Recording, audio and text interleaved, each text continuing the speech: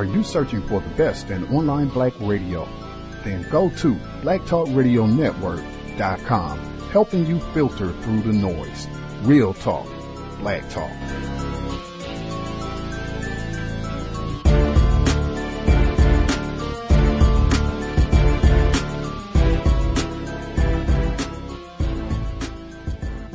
The internet is full of half-truths and all-out lies. We've all seen them, and many people on social media complaining about it. Here's your chance to show and prove. WorldAfropedia.com is a black-owned and operated encyclopedia. There are several thousand articles, but we need help. We can't uncover all the truth ourselves. So please, join us and become a writer, editor, or blogger for WorldAfropedia.com today. Every little bit counts. We owe it to the future generations to put the truth out there. Visit WorldAfropedia.com, the African-centered encyclopedia, a global database of African knowledge for the purpose of bringing about global African wisdom and understanding. WorldAfropedia.com.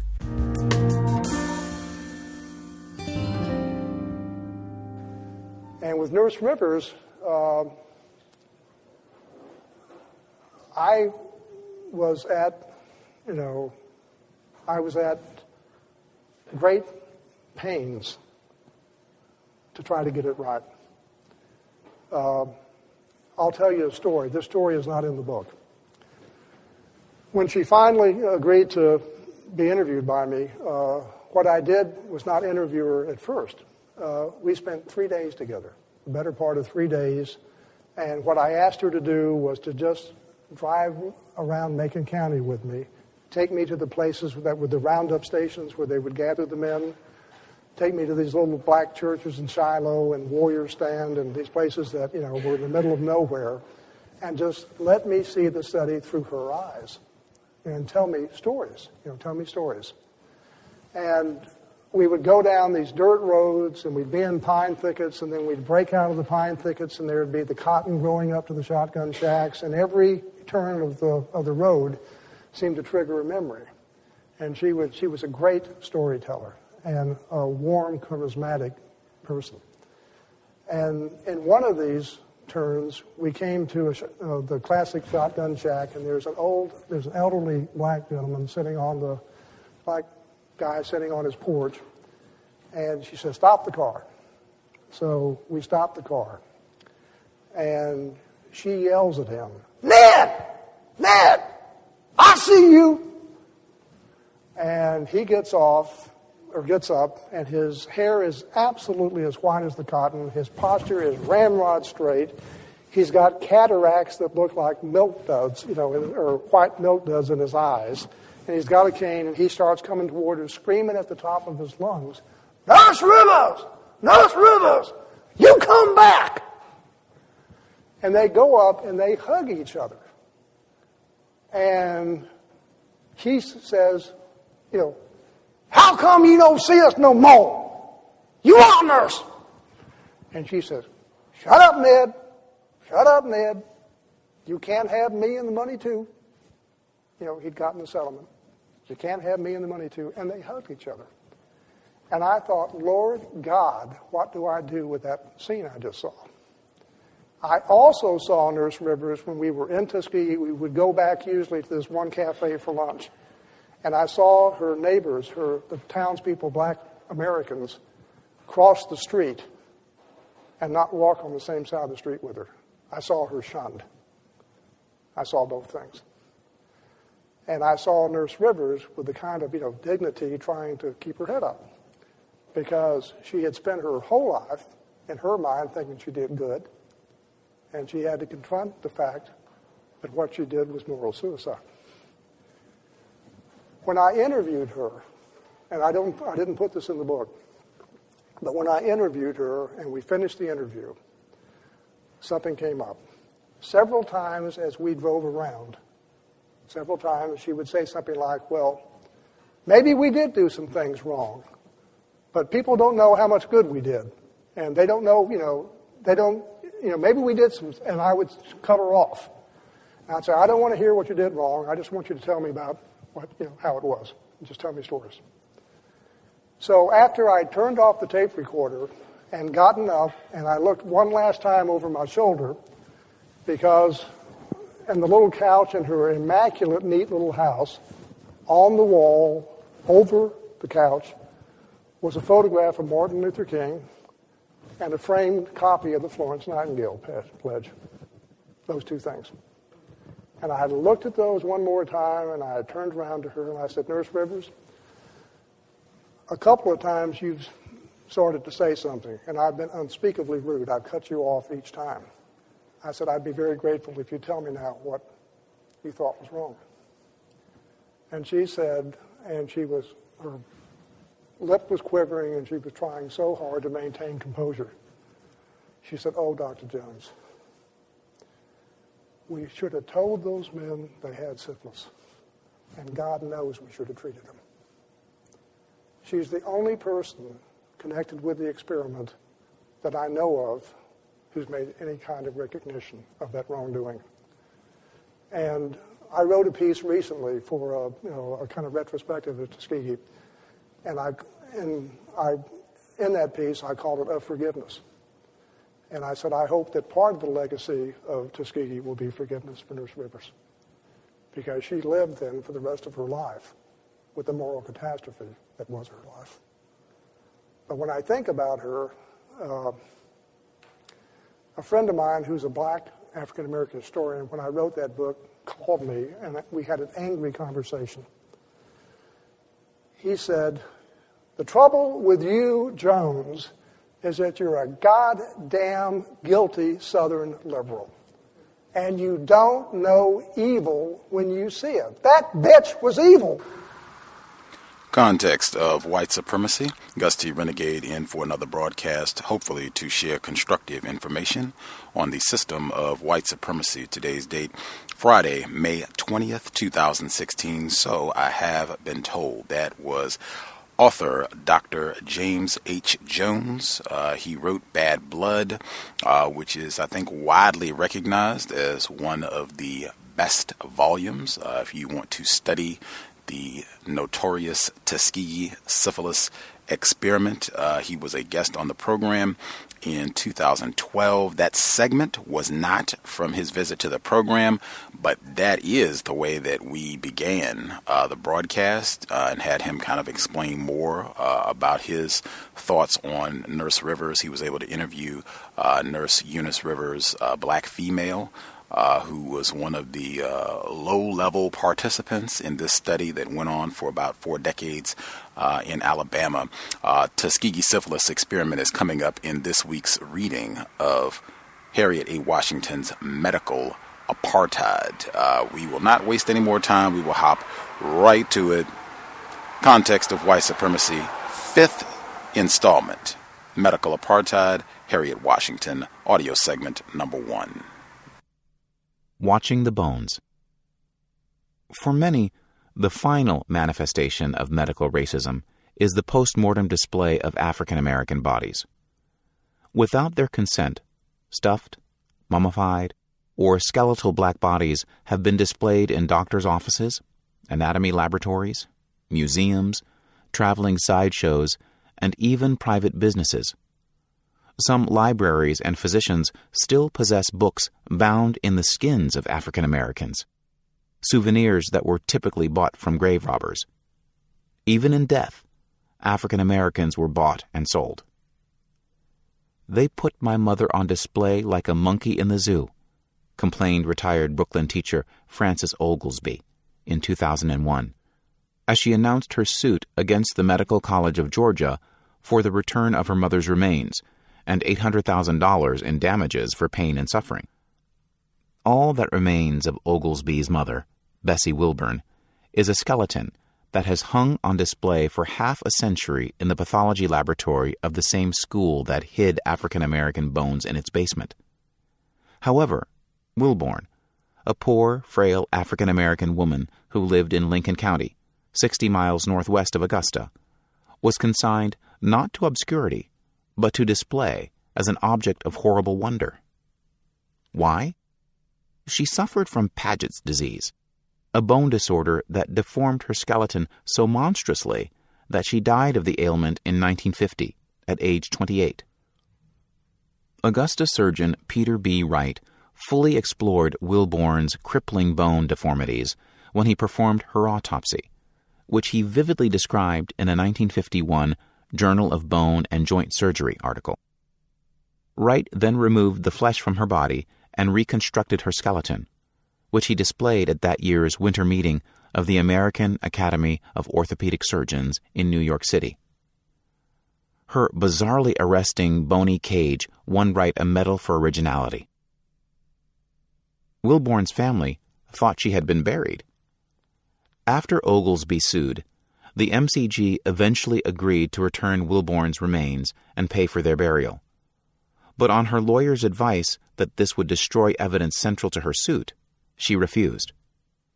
A Georgia Court of Appeals ruled against Oglesby in 2004, noting that the school had been immune from lawsuits when her mother died and that she had waited too long to sue. Wilborn's skeleton still hangs in the MCG, jealously guarded from all but MCG eyes. Displaying the bodies of African Americans has helped to alienate them from the healthcare system very efficiently. An incident in the life of a Dr. Simpkins of Lewisburg, West Virginia, was offered by a local biographer to illustrate that the doctor was imbued with the spirit of research and a desire to improve his knowledge of medicine. When an enslaved African American named Tom was condemned to death for a murder in 1824, Simpkins said he obtained Tom's body by promising him all the gingerbread he could eat until his hanging. After the execution, Simpkins assembled Tom's skeleton and hung it on his waiting room door, where, the biographer explains, it terrified patients when the wind occasioned its movements. The latter detail is telling, because Tom's skeleton is no symbol of scientific illumination. It has been transformed into a sort of medical boogeyman. Black bodies on anatomists' tables, black skeletons hanging in doctors' offices, and the widespread display of purloined black body parts constituted the same kind of warning to African Americans as did the bodies of lynched men and women left hanging on trees, where blacks would be sure to see them, or cut up as souvenirs of racial violence. Yale historian John Harley Warner has observed that a symbolic parallel is also clearly visible between the formal stances in the dual tableau of commemorative professional portraits of medical students and the commemorative portraits of whites celebrating the lynching of African American men and women. Warner has also noted that posing for professional portraits in anatomy laboratories with remains of dissected cadavers became an important professional ritual for medical students, a sort of specialized class portrait that highlighted their new professional and class standing and their completion of the anatomy course, an important medical rite of passage. Before 1920, the students were nearly always white and the cadavers often black. Images of African Americans who were lynched and dissected were treated alike in several telling ways. The dead bodies were often horribly mutilated. Body parts are excised and missing, and they are burned, castrated, or fresh wounds are visible. The bodies were also posed in undignified attitudes that accentuated whites' dominance over them. The lynched were shown handcuffed, bound, hanging, gagged, and tied to stakes, and the dissected had been flayed, propped up, with playing cards placed in their hands and cigarettes in their mouths, posed in chairs, or dressed in outlandish clothes or hats.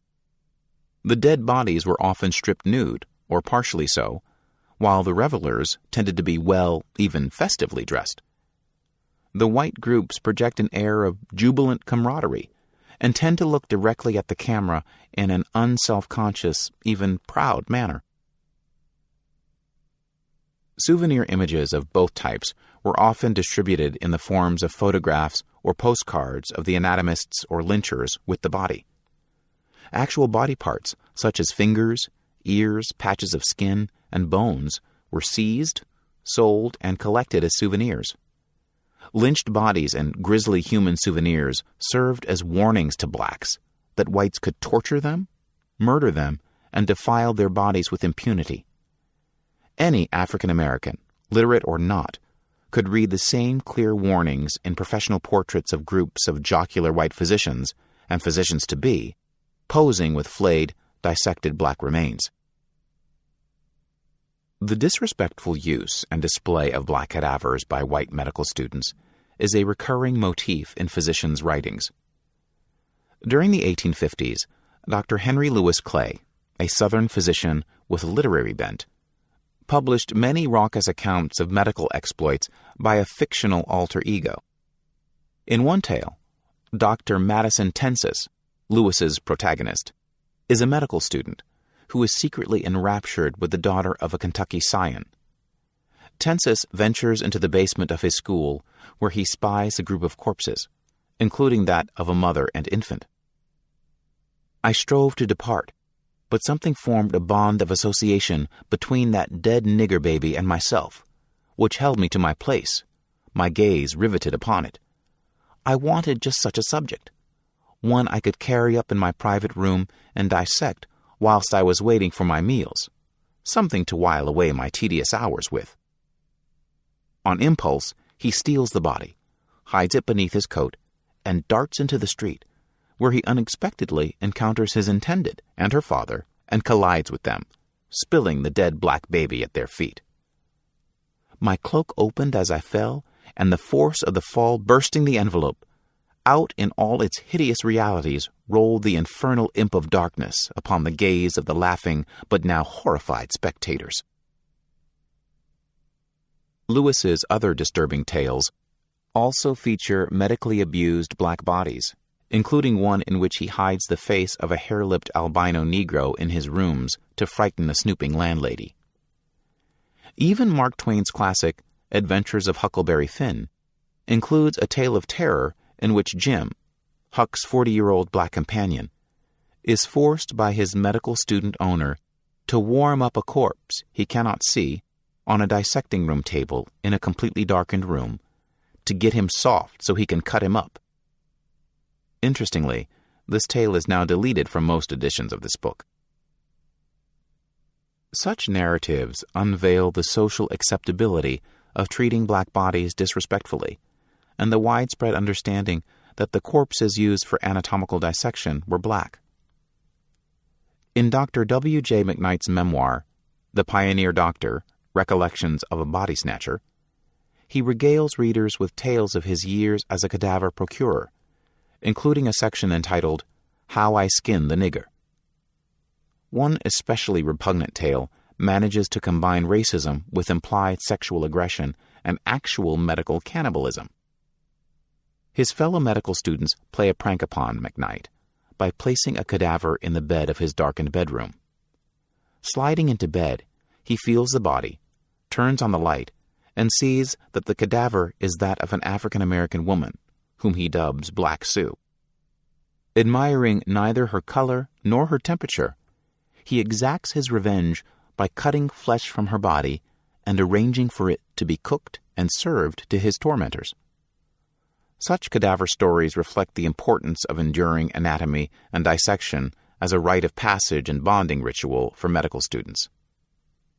Medical aggression against black bodies, whether literal or literary, not only served to foster cohesion among the students, but also placed blacks firmly outside the medical circle. Old habits die hard. The use of black bodies for anatomical dissection died slowly in the South. As the 20th century arrived and progressed, the racial disparities in cadaver use persisted. So did the threatening display of black bodies. In 1912, when embattled African-American medical student Lewis Tompkins Wright walked into his first day of anatomy class at Harvard, he was greeted not by his fellow students, but by a strategically placed black male cadaver swinging in the front of the room by ice tongs inserted in its ears. In 1893, only 49 cadavers were procured legally at 7 Baltimore medical schools that served 1,200 students. Johns Hopkins was the law-abiding exception. The school legally procured all its 1,200 cadavers over the next 6 years. However, 2/3 were black. In 1913, Alabama and Louisiana still lacked a legal source of cadavers. 7 years later, Tennessee grave robbers still supplied bodies for its state medical school and for Iowa City's School of Medicine.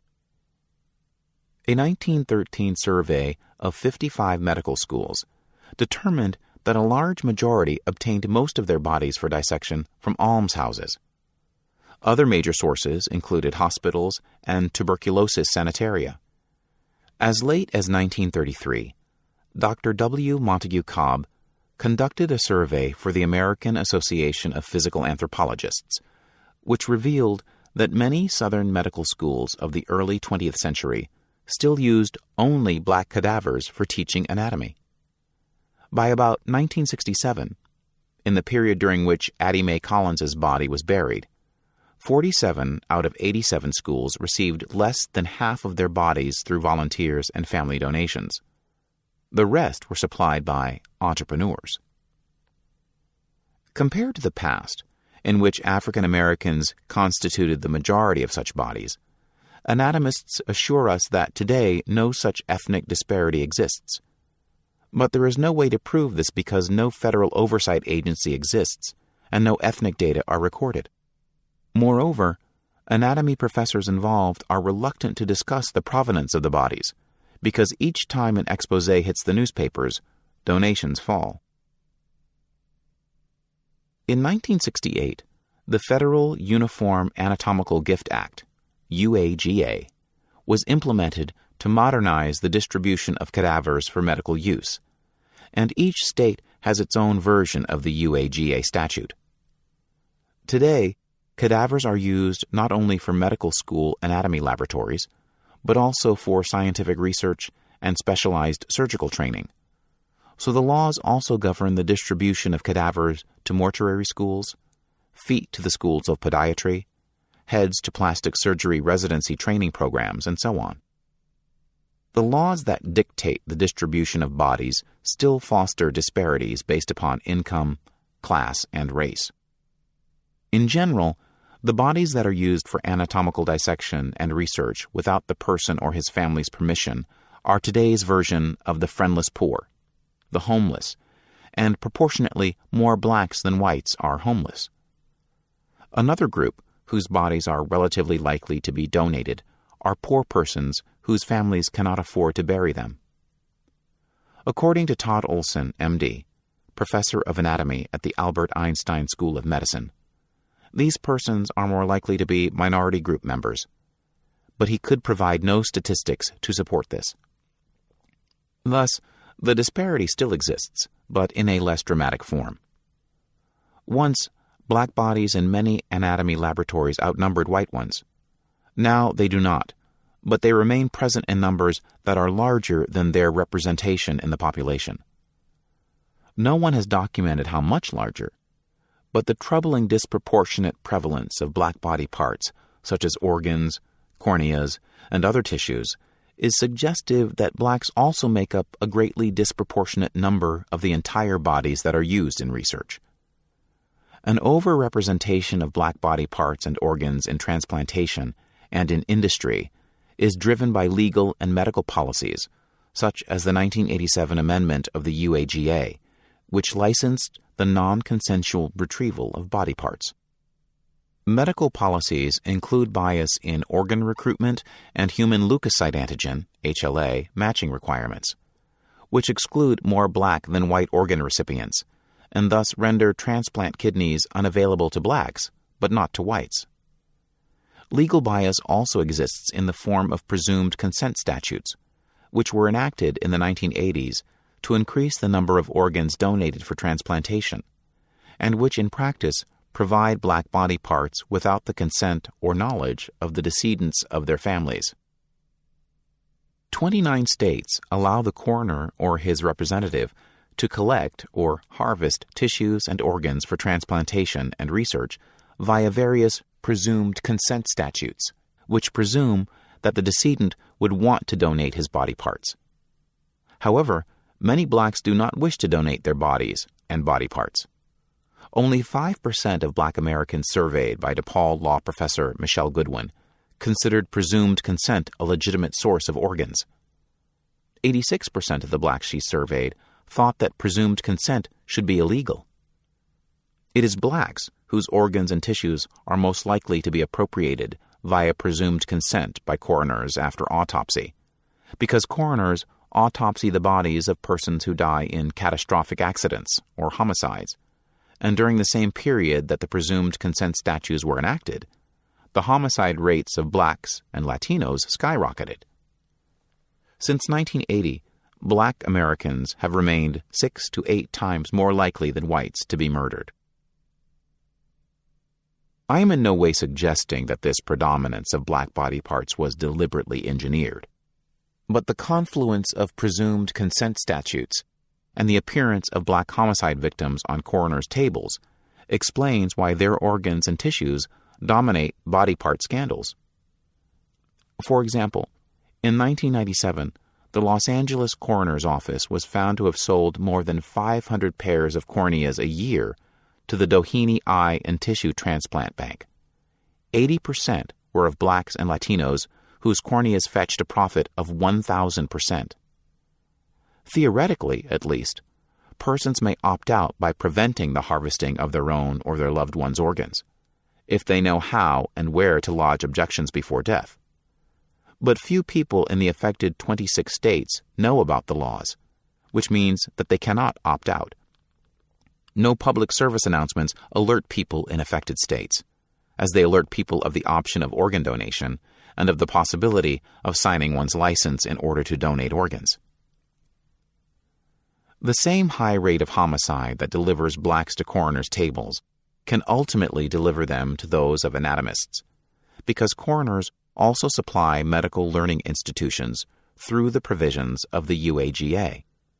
Today, as in the past, most people whose bodies are so used never gave their permission, because although informed consent remains the gold standard for medical research with living persons, decisions about the donation of one's body after death are made by others. Olson says that in New York State, most cadavers are donated by families. Some schools, such as Harvard Medical School, preclude exploitation of any bodies by using only those of persons who donated their bodies before their deaths. But in most medical institutions, there are 3 roads to the anatomist's table. One can volunteer to be dissected or used for medical education. A family can donate the body after death. Or the coroner's office can give a body to a medical school if no one with the legal right to do so claims the body and takes responsibility for the costs of disposing of it. In 1999 to 2000, half the bodies in New York State were donated not by family but by the coroner's office. 8% of the bodies used in New York schools falls into the latter category. These unclaimed bodies are more likely to be the bodies of the homeless than not. Few other people remain unclaimed for the 2 to 4 months that most schools wait before using a cadaver. Estimates from anatomists leave ample grounds to suspect that African Americans still run a greater risk of having their bodies conscripted for medical demonstration, autopsy, and display. Olson explains that there are no national data describing the proportion of unclaimed bodies to donated bodies. But the case of New York State is instructive because it distributes more bodies for scientific use than any other state. In 1999 to 2000, New York distributed 120 unclaimed bodies for anatomical dissection. 1 of every 2 bodies falls into this category. The racial disparity may persist, but still there is also evidence of a changed attitude toward anatomical dissection. This evidence lies not in numbers, but in new medical traditions. Students no longer mock cadavers by indulging in ribald poses with them.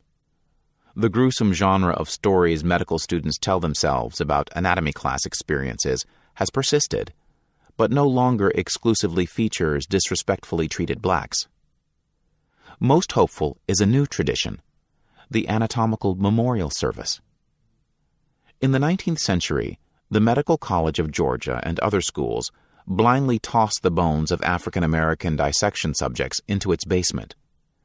But today's medical schools provide anatomical subjects with burials. Many medical schools also hold memorial services at the conclusion of each anatomy course. Family members are invited, and students offer prayers, poems, thanks, and remembrances. There are candles and tears. One would be hard-pressed to distinguish these services from the memorials for any beloved friend or family member. Chapter 6. Diagnosis, Freedom. The Civil War, Emancipation, and Fin de siècle Medical Research. The regular, simple life, the hygienic conditions, the freedom from dissipation and excitement, steady and healthful employment, enforced self-restraint, the freedom from care and responsibility, the plain, wholesome, nourishing food, comfortable clothing, the open-air life upon the plantation, the care and treatment when sick. In those days, all acted as preventive measures against mental breakdown in the Negro. Dr. William P. Drury, Superintendent, Virginia State Hospital for the Insane, 1908. A witty statesman said, "You might prove anything by figures." Thomas Carlyle, Chartism, 1840. His medical screeds indicate that Dr. Peter Bryce, Superintendent of the Alabama Insane Hospital, thought of himself as progressive. He had run the Tuscaloosa institution since its 1860 opening and prided himself on his currency with scientific advances in mental health. Unlike other institutions for lunacy, his was no human warehouse where diagnostic labels were applied intuitively and treatment was homey and futile. Bryce was scientific. He compiled carefully annotated case histories and observed patients closely before hazarding a diagnosis, informed by the very latest in medical research, even research on blacks. For unlike most Southern asylums, Bryce's admitted a few black patients. In 1867, he had admitted a former slave of his, and now, the very next year, a hyper-vigilant 45-year-old ex-slave named John Patterson had been brought for treatment. Patterson was clearly manic, possessed of an unfocused energetic furor that Bryce had encountered often.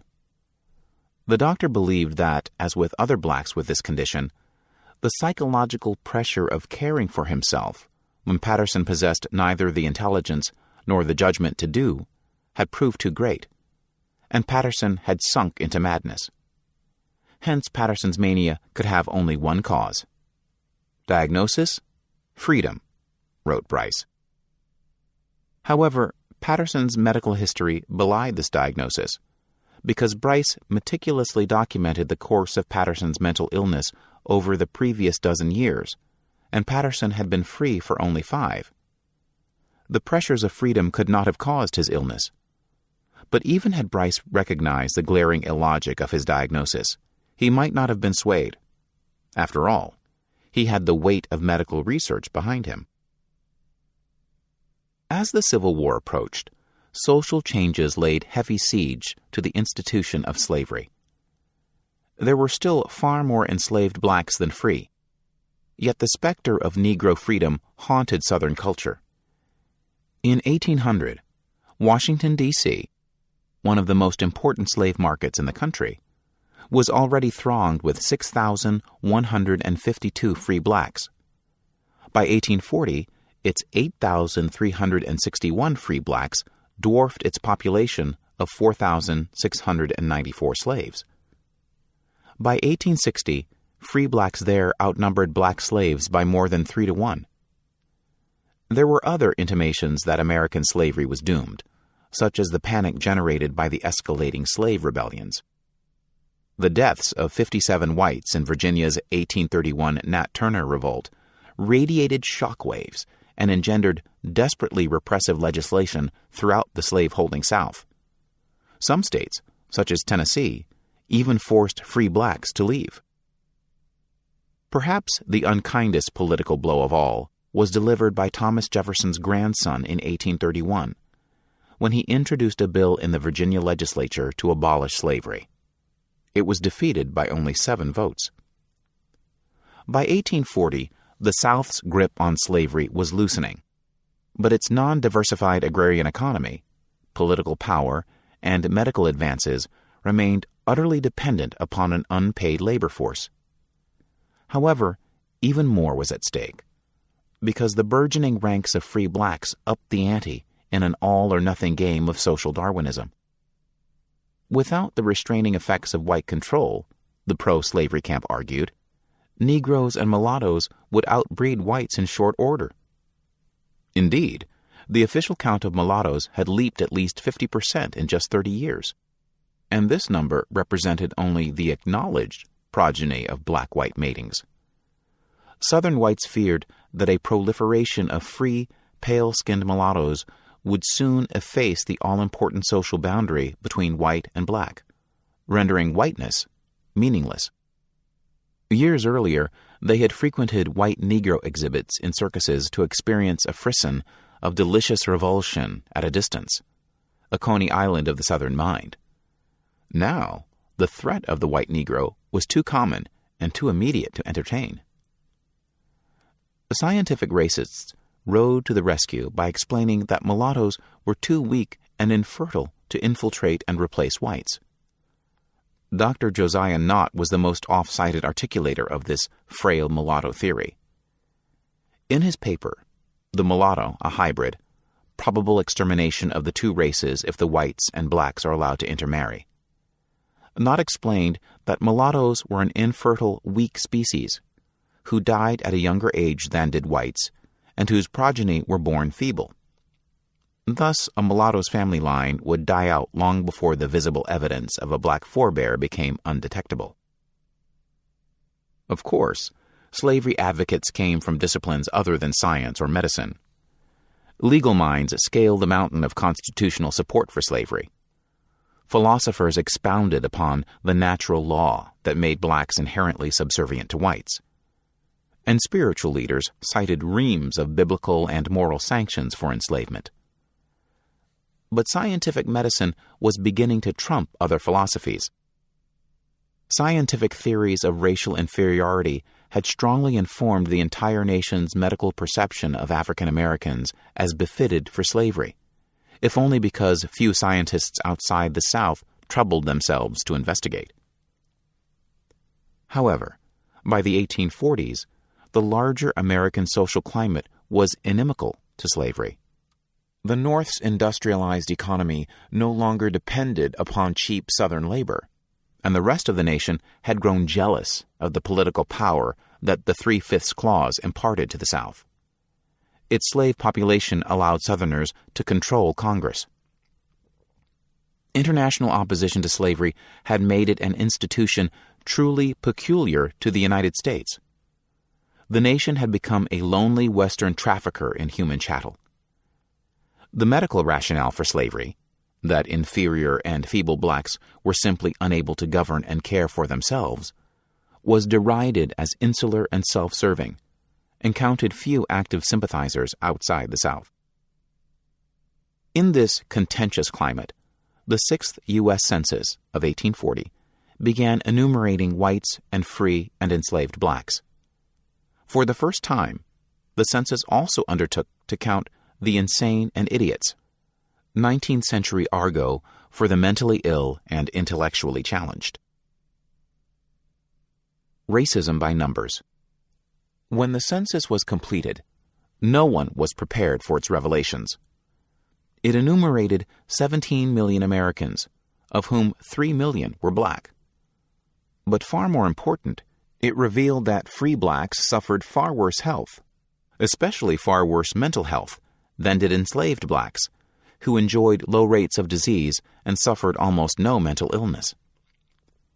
These data bolstered pro-slavery arguments by providing copious statistical proof that slavery was essential to preserve the health of blacks. Printed in 1841 under the aegis of the U.S. Department of State, the document seemed the very model of objectivity, offering dense, orderly rows and columns of numbers collected by census takers without salient bias.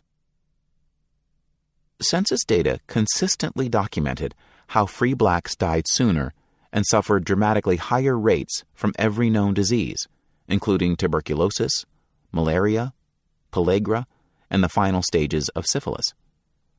The census also revealed high rates of miscarriage and infant mortality among free blacks that in turn were ascribed to blacks' higher rate of sexual immorality and sexually transmitted disease. The census data posited madness as the most dramatic indicator of black helplessness.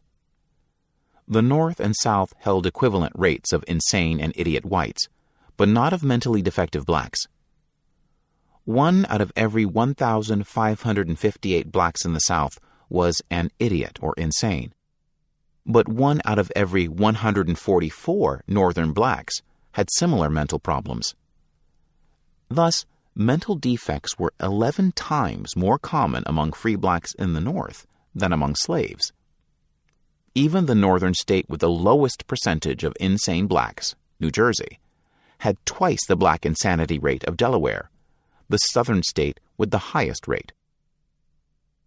This powerful scientific argument for slavery was fed by research conducted by the presumably disinterested federal government, not by Southern slavery apologists.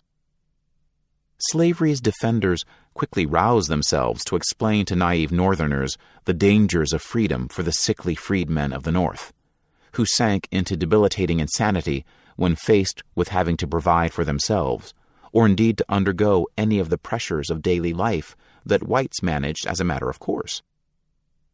They claimed that blacks lacked the mature judgment of whites and were unable to resist the allure of liquor, indiscriminate sex, constant dancing, and frequent fighting. Medical case histories described how blacks almost starved after spending their money on wine and tobacco, or fell ill with tuberculosis after buying flashy clothes that were completely unsuitable for cold northern weather. Moreover, blacks' probable doom was not ascribed simply to lower intelligence, because their profoundly defective bodies were prey to a host of diseases that never plagued whites. The conditions cachexia africana, dirt-eating or pica, hebitude, pellagra, and dystesia ethiopica, which have been discussed earlier, were just a few examples, and new black diseases were still being discovered. Blacks' fertility had also fallen, allegedly because they were murderously indifferent mothers and absent fathers in the best of circumstances. Without white intervention, black children had even less of a chance of life than their parents. Slavery was also thought necessary to protect whites, because freely roaming sick blacks were perceived as vectors of infectious disease. The supposed concern for the health of blacks and alarm for the safety of whites provided a welcome dual rationale for enslavement, and it justified draconian public health methods such as racial segregation to contain the contagion of freed blacks. So little trouble do men take in search for the truth, Thucydides once observed. So readily do they accept whatever comes first to hand. The behavior of the U.S. intellectual elite validated his centuries-old lament. Powerful statistical arguments for slavery were widely accepted in the corridors of power, and the census data spiced many a fiery political speech delivered by powerful politicians. The message found an especially vociferous champion in Secretary of State John C. Calhoun, a former medical student and an inveterate Southern advocate of slavery. Calhoun used the data to rebuff criticisms of slavery at home and abroad on a U.S. government letterhead. The shocked political opponents of slavery, intimidated by the statistical weight of the numbers and by the impeccable prestige of the U.S. Census, never mounted a coordinated refutation of the census. Although it probably could not have prevented emancipation, the census research did contribute to a revitalization of slavery until the early 1860s. However, the celebrated census data were deeply flawed, as was revealed when serendipity, in the form of a broken leg, drew one of the finest statistical minds of the era into the fray. Dr. Edward Jarvis, a Concord, Massachusetts physician, was specially trained both in mental illness and in statistics, and helped found the American Statistical Association in 1839.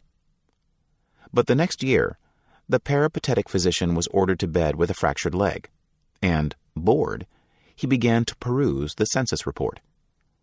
He was instantly galvanized by what he saw, because he was familiar with Northern health statistics and realized at a glance that the census was riddled with serious numerical errors.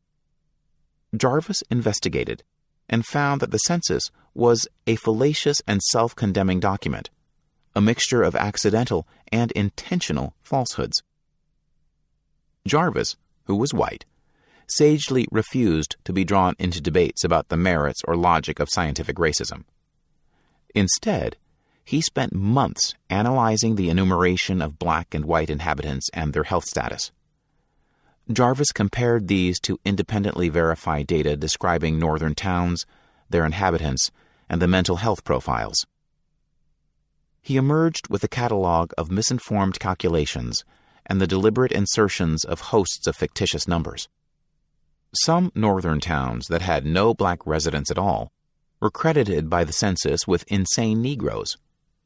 For example, Scarborough, Massachusetts, which had a lily-white population, was mysteriously endowed by the census with 6 insane Negroes. Dresden, Maine, which had 3 black inhabitants, was also invested with 6 insane Negroes. The 1840 census indicated that the town of Worcester, Massachusetts, was the home of 133 colored lunatics and idiots. But this was actually the number of white patients in Worcester State Hospital for the Insane. The mysterious appearance of these imaginary black insane was only the beginning of the census duplicity. When Jarvis compared the numbers in the federal census, which was still being refined, with the accurate, verified state censuses, the numbers for blacks and whites were erroneous. Even the numbers in the 4 printings of the 1840 census differed, without explanation. His damning indictment of the census criticized only the northern data. But even before Jarvis had completed his attack of the northern data, Dr. James McCune Smith of Harvard had deftly analyzed both the northern and southern numbers. Smith, an African-American physician, scientist, and social theorist, had earned an MD from Scotland's University of Glasgow in 1837, after American schools barred his entry on racial grounds. Like Jarvis, Smith was a statistical expert and member of the American Statistical Association. His clear analysis addressed the flaws in the Southern data, revealing that the census's methodology was so deeply flawed that it was tantamount to libel regarding the health and mental status of African Americans.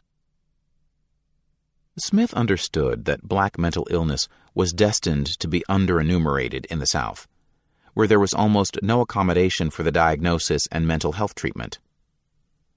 Blacks were typically barred from mental hospitals, and those too deranged to work were dumped into almshouses or jails, into which census marshals did not venture.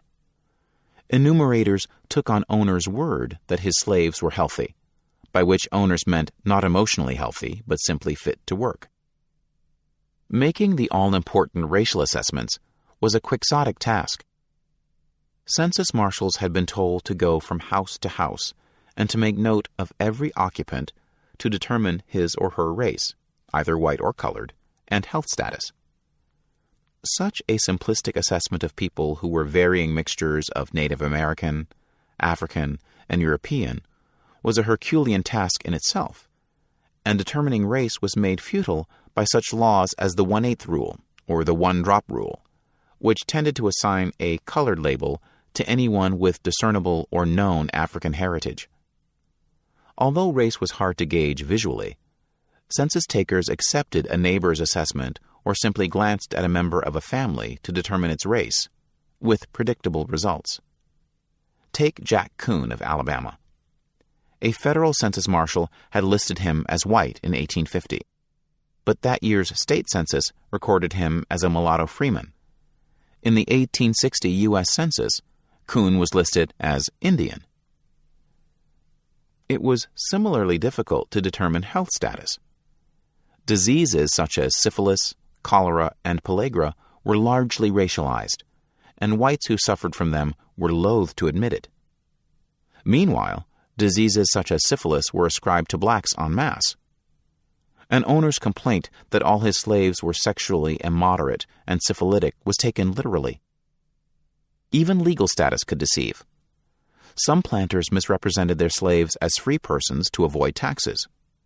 Census takers were duped by the ruse, or were complicit.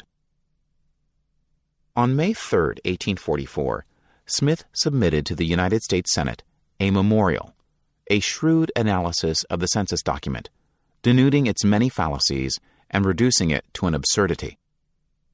His paper, Comparative Anatomy and Physiology of the Races, delivered before New York City's intellectual elite, also painstakingly refuted the science that sought to explain the excess insanity among free blacks, including the popular theory that the Negro's arrested cranial development resulted in a smaller brain and lessened intelligence. That year, Jarvis published a similar refutation with this editorial comment. Here is proof to force upon us the lamentable conclusion that the Sixth Census has contributed nothing in the statistical nosology of the free blacks, such a document as we have described, heavy with its errors and misstatements. So far from being an aid to medical science, it had thrown a stumbling block in its way, which will require years to remove. His last sentence proved prescient. Congressman and former President John Quincy Adams propelled a resolution through the House of Representatives to compel Secretary of State Calhoun to re-examine the census for gross errors. But Calhoun appointed his friend William A. Weaver, the originator of the deeply flawed census, to examine it for intentional errors. Weaver pronounced the census flawless. Calhoun reported this to the House of Representatives, permitting himself a bit of triumphant sermonizing on the dangers of black freedom.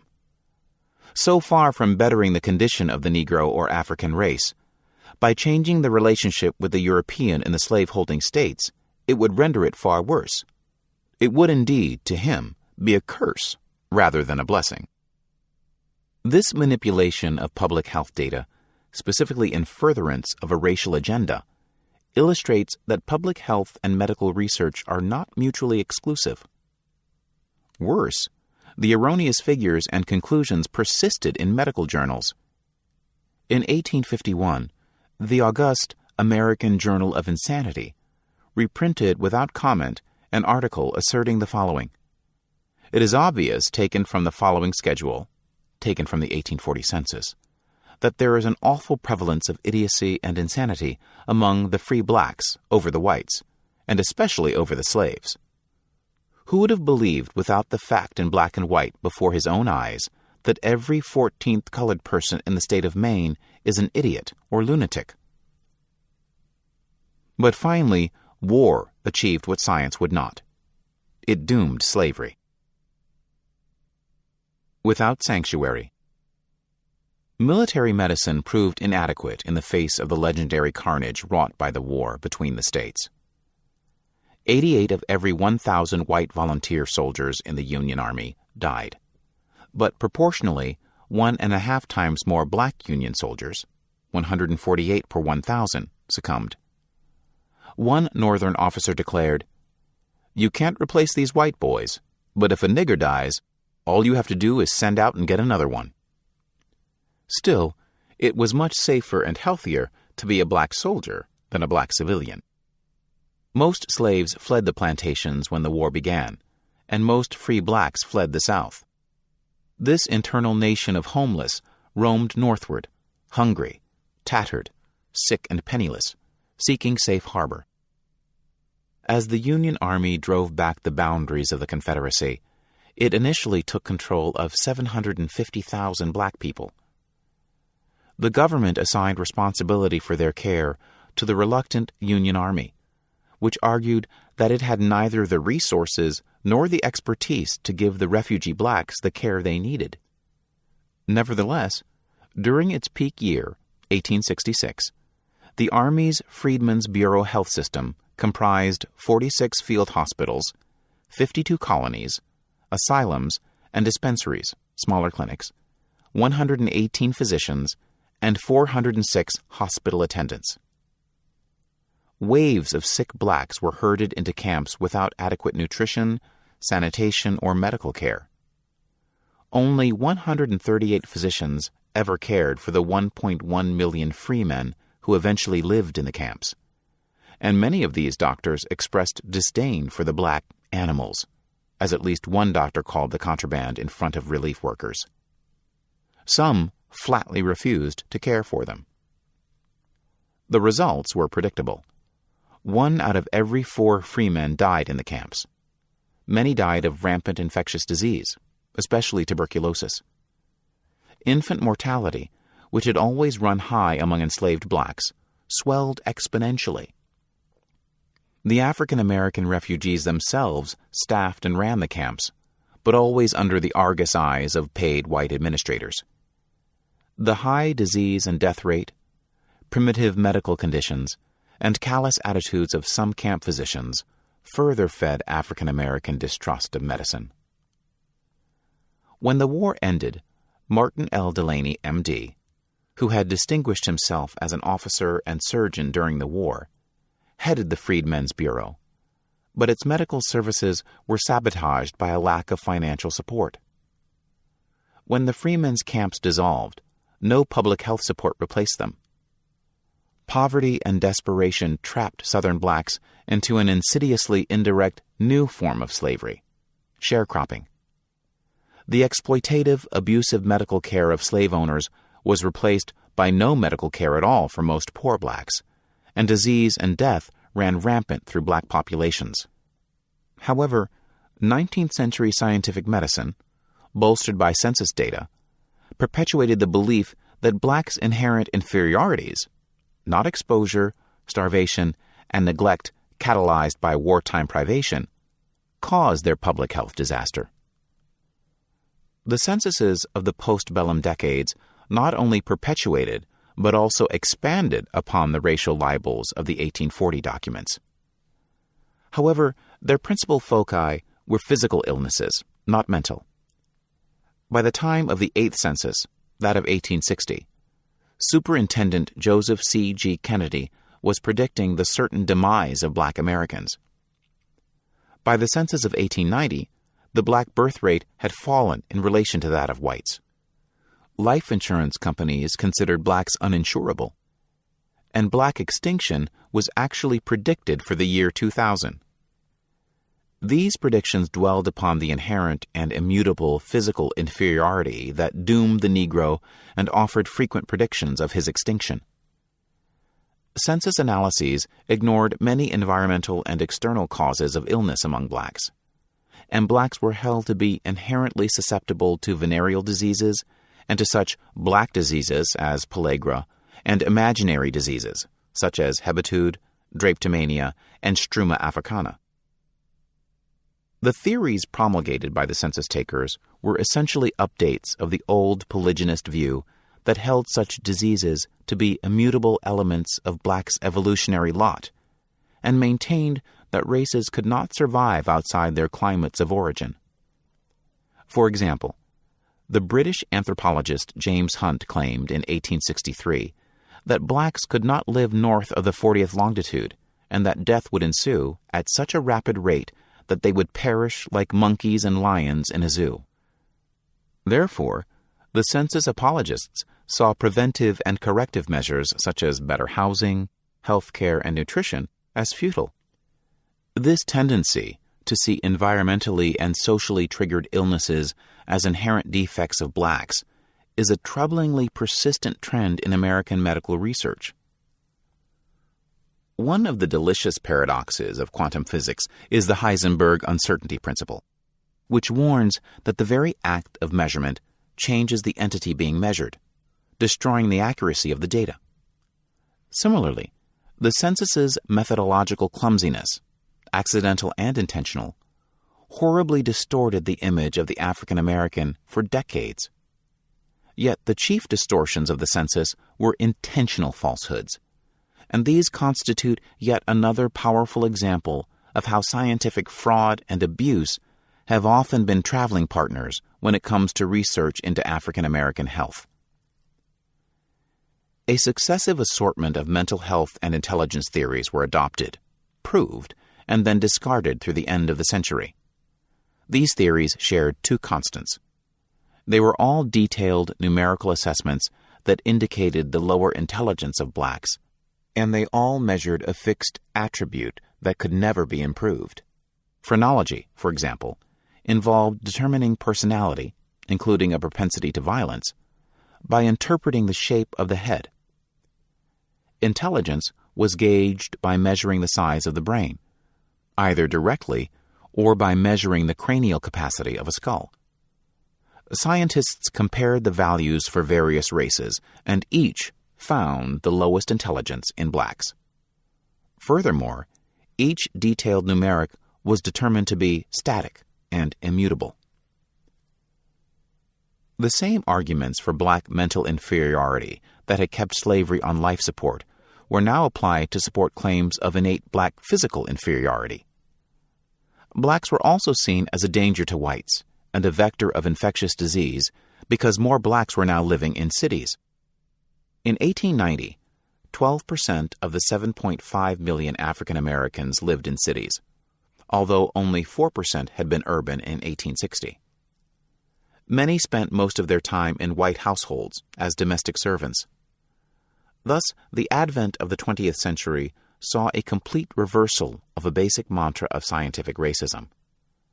Medicine had once justified slavery on the basis that blacks were hardier than whites, and so were ideally suited to survive and to work in harsh climates that would have meant death to more delicate whites. Now it was African Americans who were adjudged too delicate to survive. A familiar theme of medical journals and popular magazine articles alike became, would blacks survive the new century? Burgeoning black diseases. Turn-of-the-century research into the once rampant disorder pellagra illustrates the tenacity of the identification of disease with inherent black frailty. Pellagra is marked by a constellation of symptoms, as deep skin eruptions are followed by diarrhea, dementia, and in 40% of cases, death. Many survivors were relegated to mental institutions. It was long considered a black infectious disease caused by poor hygiene and was also called the sharecropper's scourge. Pellagra was actually neither a black disease nor infectious, but a deficiency disease caused by poor blacks' sparse and monotonous diet of white corn and inferior fatty pork, which was severely deficient in niacin, an essential amino acid. But after 1906, economic downturns and changes in processing corn that removed remaining traces of niacin fueled a more widespread nutritional deficiency among white Southerners as well, and pellagra was now recognized as a public health emergency. In 1914, the United States Marine Hospital Service, USMHS, forerunner of the U.S. Public Health Service, assigned Joseph Goldberger, M.D., to investigate. Goldberger, the industrious son of Jewish immigrants and an 1895 honors graduate of Bellevue Hospital Medical School, doubted that pellagra was a black disease. In addition, he did not believe it was infectious, because he had noted that the patients, but not the staff of institutions, tended to contract it, and infections tend to be more democratic. He decided that the ultimate proof of the disease's non-infectious, non-racial nature would lie in inducing pellagra in healthy white people. He did this by limiting a group of white jail inmates to a strict diet, one similar to that on which poor blacks had subsisted for centuries. Because they developed the disease, Goldberger was able to demonstrate that pellagra was not infectious, but a deficiency disease that affected blacks and whites alike. Goldberger had divorced pellagra from race, but unfortunately, this revelation was resented and ignored. The nutritional, non-racial nature of pellagra became forbidden knowledge, just as the refutation of the 1840 census had been. As a result, this easily preventable disease remained epidemic until 1940. Pellagra was one of many diseases that fed the early 20th century black health crisis. The next important black disease to be discovered was more demonstrably racial than pellagra. In the 1870s, scattered reports had appeared of black patients who suffered from a constellation of mystifying symptoms that included excruciating pain, bruising, mysterious strokes, anemia, and extensive sores. In late 1904, Walter Clement Noel, a wealthy black first-year student at the Chicago College of Dental Surgery from Grenada, was admitted to the Presbyterian Hospital. Dr. Ernest E. Irons, the intern who cared for him, obtained a medical history and performed routine physical, blood, and urine examinations. In the blood smear, Irons saw that Noel's blood contained many pear-shaped and elongated forms. Enraptured, Irons sketched them, suspecting that they held the key to Noel's symptoms. He also alerted cardiologist James B. Herrick, his attending physician. Together, Herrick and Irons cared for Noel over the next 2.5 years. But when Herrick wrote up the case for publication in 1910, including their opinion that Noel's was a disease that struck only blacks, he excluded Irons from the publication, and so received sole credit for the discovery of Herrick's anemia, which is now called sickle cell anemia, because of the elongated forms that Irons first recognized. Noel returned to Grenada to practice dentistry, dying only 9 years later, at age 32. Many blacks had been treated for the severe pain and mysterious injuries of sickle cell anemia, even during slavery. But Noel's was the first case to receive such intensive attention and investigation, perhaps because as a wealthy foreign dental student, he was a medical insider and class peer of his physicians. Today, most of the 72,000 Americans with sickle cell disease are descended from Northern Africans or Sub-Saharan Africans. 1 out of every 500 African Americans and 1 in every 1,000 to 1,400 Hispanic Americans suffer from sickle cell anemia. Yet the disorder also affects millions of people of nearly every ethnicity in South America, Cuba, Central America, Saudi Arabia, India, Turkey, Greece, and Italy. In fact, almost anywhere malaria is found.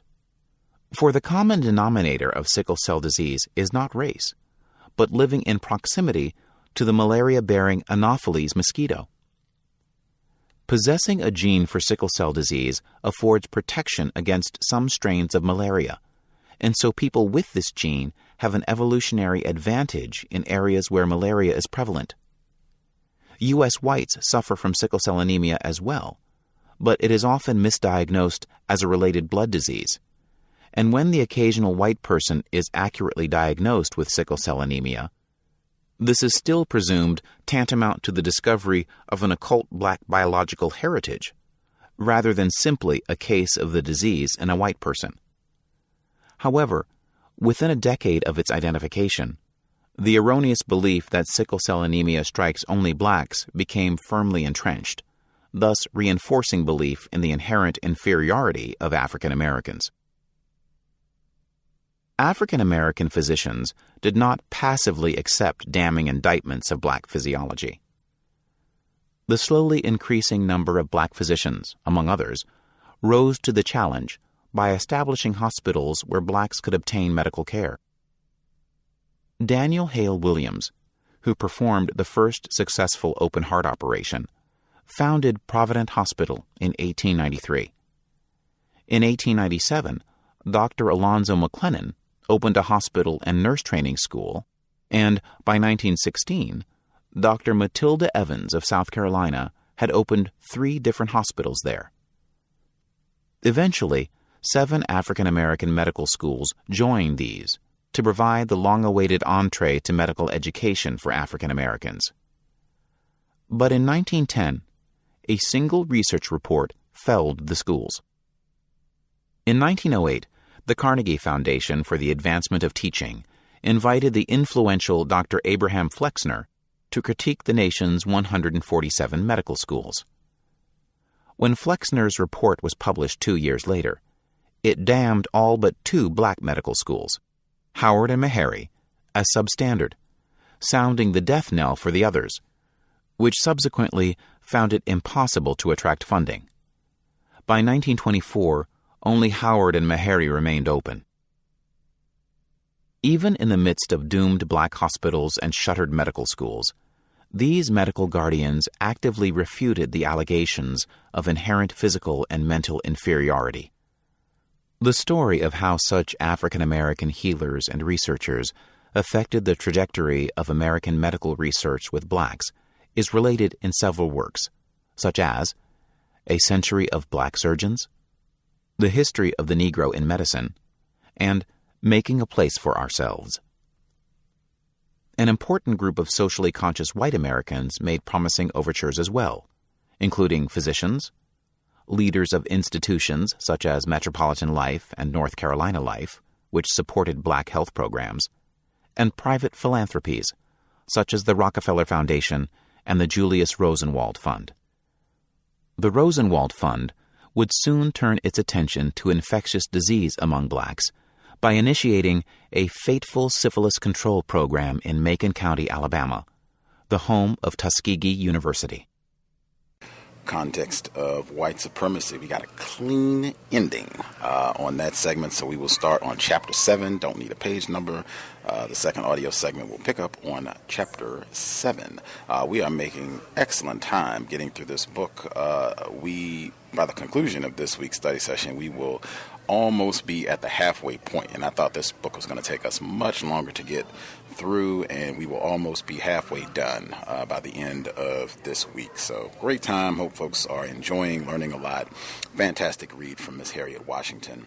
The number to dial is 641-715-3640. The code is 564-943#. Press star 6 if you would like to participate.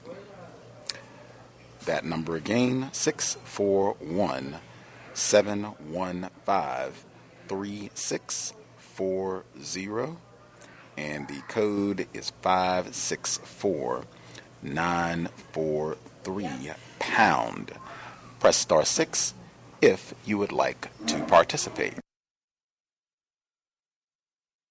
If you do not have a phone and you still want to join us for the dialogue, you can use the free VOPE line. It's linked at Black Talk Radio Network. If you need the address, it is tinyty.cc/1race. That address again, tinyty.cc/1race. And that is the number 1. When you put that address in, click the link on the left of the page. It says free VOPE line. When you click that link, it will open a small window on your screen. The first line, it is a drop-down menu. Select the number that I just gave out, which again is 641-715-3640. The next line, it will ask for the code. That code again is 564-943. The final line, it will ask for a name. You can use your real name, nickname. You can press random keys, whatever makes you happy. Once you get all that entered, click the green button at the bottom. It will connect you to the live broadcast. You should be able to hear us. It is the same procedure. If you would like to participate, you will see the dial pad on your screen. Press star 6. When you do that, you'll hear the audio prompt. Press the number 1, and we will get you on the line. If you would like to participate, please do not wait till the last minute. Go ahead, get your hand up if you think you have comments that you would like to share. We're not doing random comments, so if you have things that are not related to the text, you saw a great film on television or had an interesting exchange with somebody on the way to the coffee shop today, save that for tomorrow. We're just talking about medical apartheid and this subject matter currently. Thank you. The folks that dialed in with a hand up should be with us. Feel free to chime in if you would like to participate.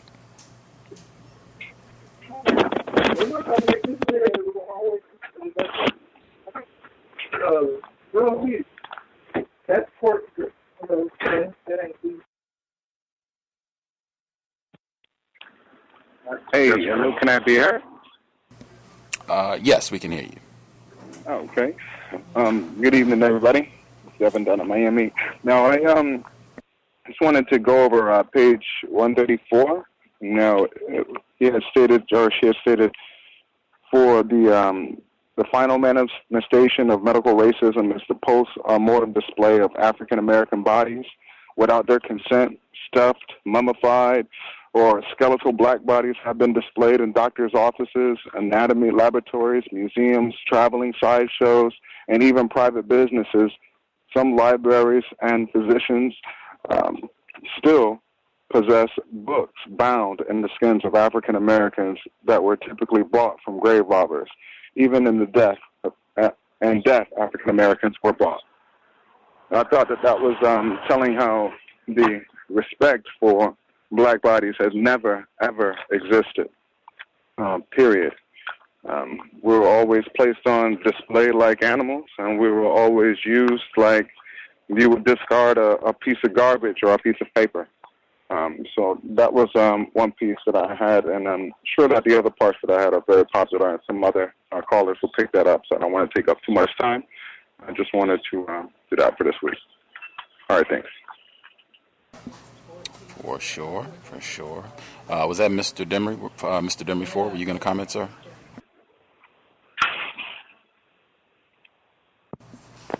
Yes, can I be heard? Yes, sir. All right. Greetings, guys. Greetings to the other callers and listeners. Excuse me.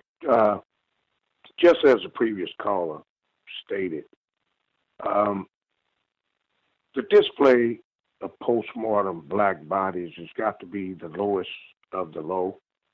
And it was something that whites one of their commonly accepted practices.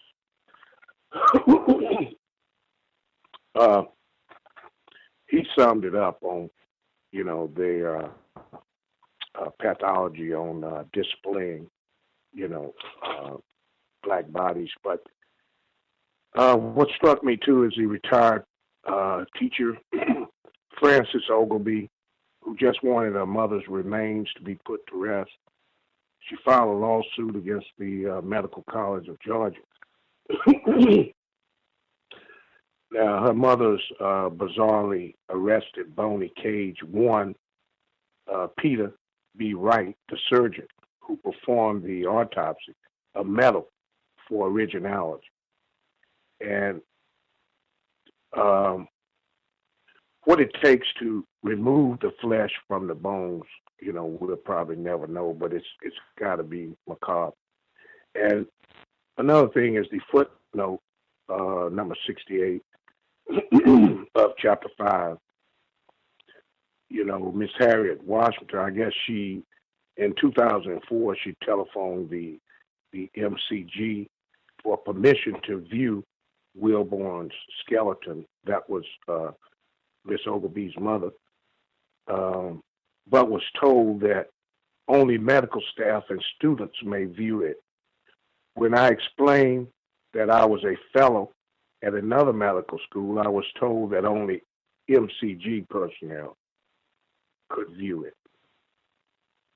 And final note on that is the lady's skeletal remains are still hanging in the Georgia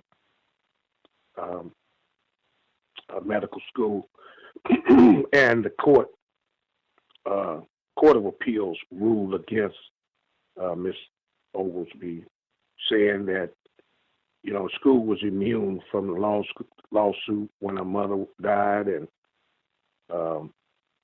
she waited too long to file suit. I mean, if you think about how black people feel about their mothers, you can kind of empathize with the lady. Her mother's remains are hanging up in a medical college somewhere. Also on page 136, they drew a parallel between the commemorative portrait of white medical students and commemorative portraits of whites celebrating the lynching of African American men and women. And it even noted that the white group, the revelers, so to speak, projected an air of jubilant camaraderie and tended to look directly at the camera in an unself-conscious, even proud manner, which goes to show you that, they are not ignorant of racism. They like it. They enjoy it. It's amusing. It's entertainment to them.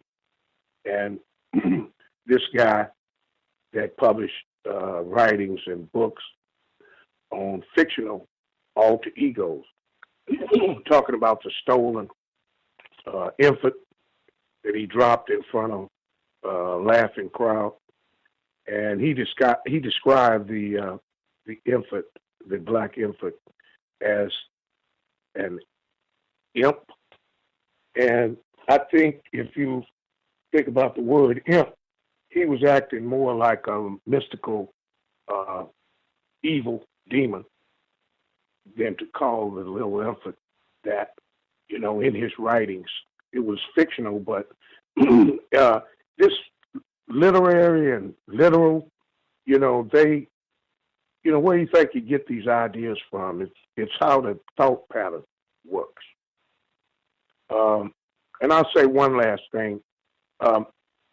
When they started talking about the presumed consent, it brought up some flags. And, if you think about the fact that what was done to us before informed consent and how much is still going on in spite of the informed consent, that black families are probably in trouble when it comes to presumed consent, whereas they can, if nobody claims your body or under certain circumstances, they can remove organs, from a corpse without the family's knowledge or without permission from the deceased.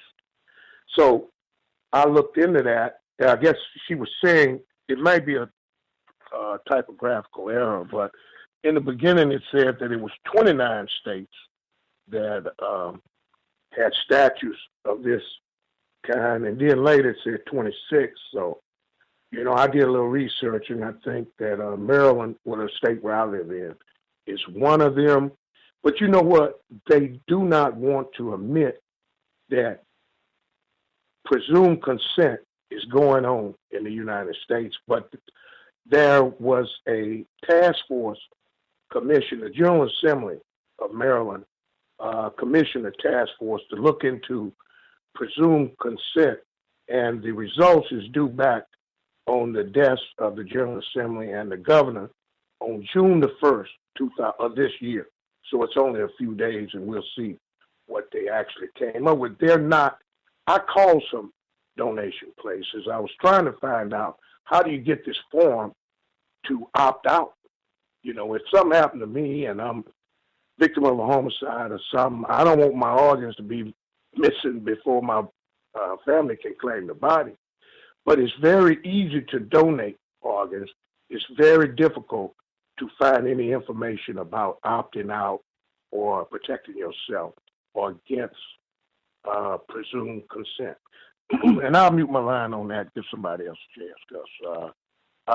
Come back later and talk about the census. Okay, thanks for taking the call. For sure. Other folks who had a hand up, who wanted to participate, feel free to chime in. Can I be heard? Yes, sir. Greetings to you guys, Mr. Demery, Devin, all the callers and the listeners. Wow, this section is really profound. I'll start with page 137 because Devin touched on the subject I wanted to start with as well, and he did a great job. It says here on 137, I strove to depart, but something formed a bond of association between that dead nigger baby and myself, which held me to my place, my gaze riveted upon it. I just wanted such a subject, one I could carry up in my private room and dissect whilst I was waiting for my meal, something to while away my tedious hours with. Wow, this just says, like, literally, the destruction of the black body, genocide against niggers, is essentially how white savages pass their time. So he's basically saying, you know, and I can imagine how you're going to eat dinner after you're carving up a human a black baby. Just really speaks to how sick they really are. And the bottom of the page was something else that I found very telling. It says in Dr. W.J. McKnight's memoir, The Pioneer Doctor, Recollections of a Body Snatcher, he regales, reading with tales of his years as a cadaver procurer, including a section entitled How I Skinned a Nigger. One especially repugnant tale manages to combine racism with implied sexual aggression and actual medical cannibalism. His fellow medical students play a prank upon McKnight by placing a cadaver in the bed of his darkened bedroom. Sliding into bed, he feels the body, turns on the light, and sees that it's the cadaver is that of an African-American woman, whom he dubs Black Sue. Admiring neither her color nor her temperature, he exacts his revenge by cutting flesh from her body and arranging for it to be cooked and served to his tormentors. Such cadaver stories reflect the importance of enduring anatomy and dissection as a rite of passage and bonding ritual for medical students. Medical aggression against black bodies, whether literal or literary, not only serve to foster cohesion among students, but also place blacks firmly outside the medical circle. And it just really speaks to the fact that, you know, racism, white supremacy is a rallying cry for white people. This is everything that we've talked about. It's a religion. It's their culture. It's in their DNA. It just really proves without question that they are just the most savage creatures that have ever been allowed to walk the face of the earth. And for him to, and it brings me to mummies, cannibals, and vampires too. I thought about that the moment that that passage was read. But it just really speaks a lot about white psychopathology. Page 139, there's a section that says, no one has documented how much larger but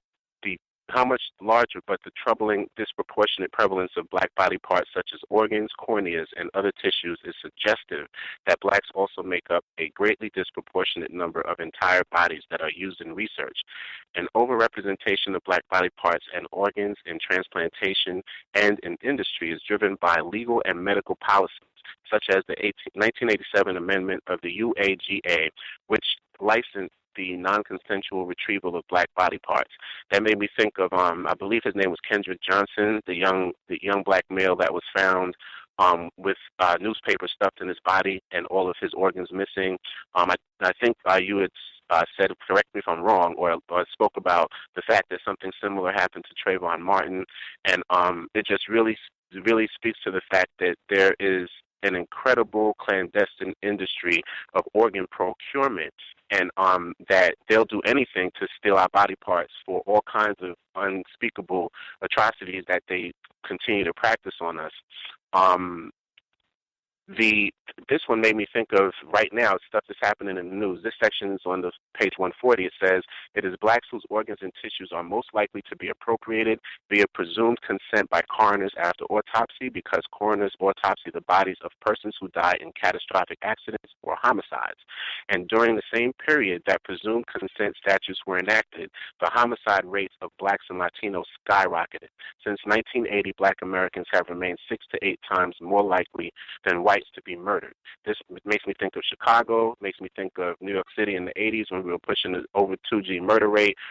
It's just interesting how our death is facilitating this industry, and how it actually skyrocketed after the fact that they enacted this statute, which also makes me think of something that Pam talked about when she was talking about the fact that she does not believe, which I don't either, that all of these deaths are black people killing black people, that they're probably, whether it's, like she said, white militia groups, some one of the alphabet boys, police organizations that are facilitating this death too, and just attributing it to black people. It reminds me of L.A. after the Crips and Bloods had formed a truce, and it was actually they came out that it was L.A. police officers. And one in particular took a car from a gangbanger, his red Cadillac, and went around shooting at Crips. And they talked about the fact that it was cops that basically went around shooting at other gang members and posing as the opposite side, which facilitated the deterioration of that truce.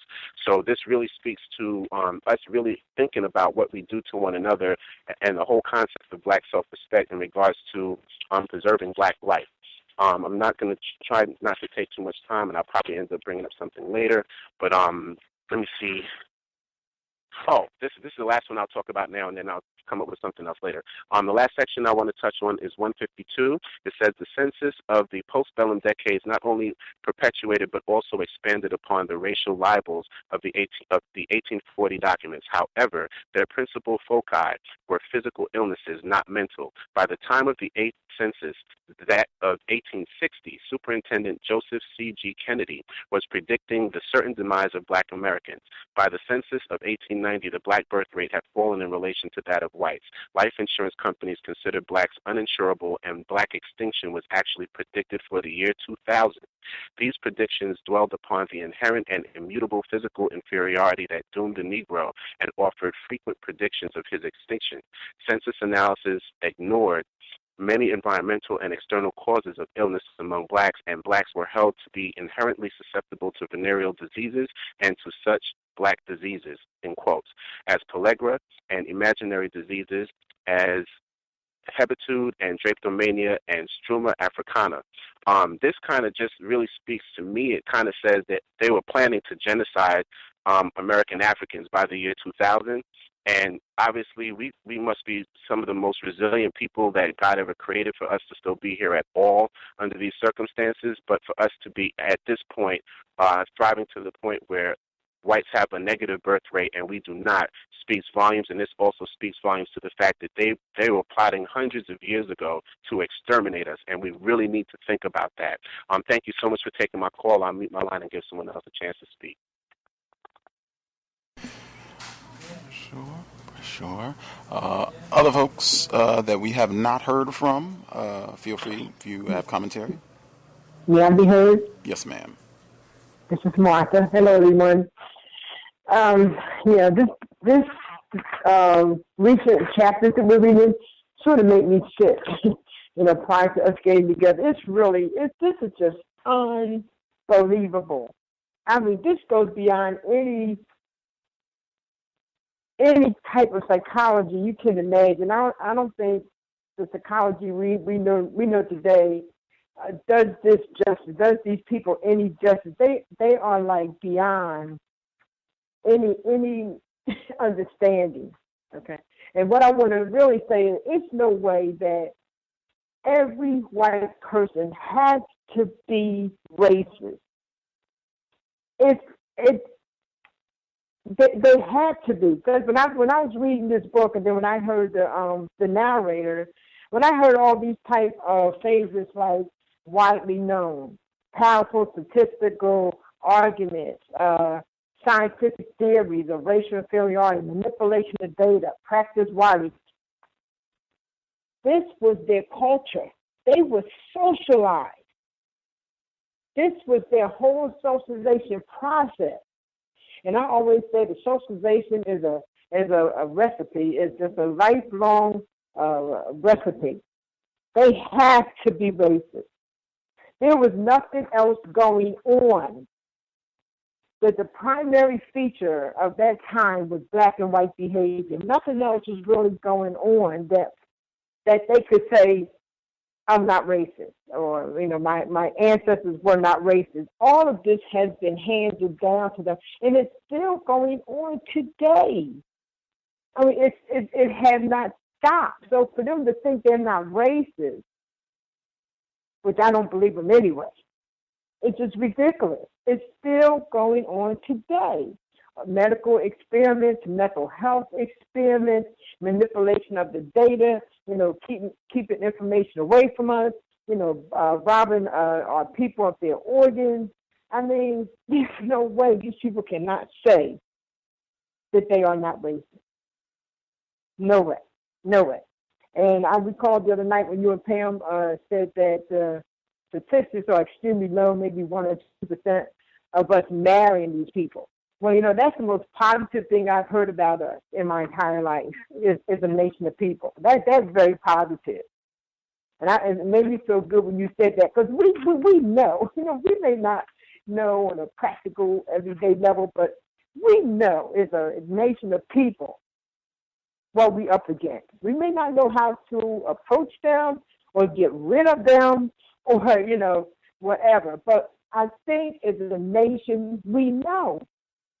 We've been socialized in these murderous, horrific events that they put us through. This is our socialization process, so we handed down the information to our people, whether our people know it or not. Someone told you or told us about this, maybe in a implied way, maybe directly, but we know. I think we feel it as a group of people. And that's why we don't marry them. But it's no way. If you just go throughout this book and read all these different phases that they're talking about, it was in journals, it was in institutions, it was in memoirs, it was here, everything was recorded. And it's still going on today. So that's all I want to say. But my question really is, why are we still here? And that's not rhetorical. That is not a rhetorical question. Thank you for listening. Folks that we have not heard from, did y'all have commentary that you wanted to add? Feel free.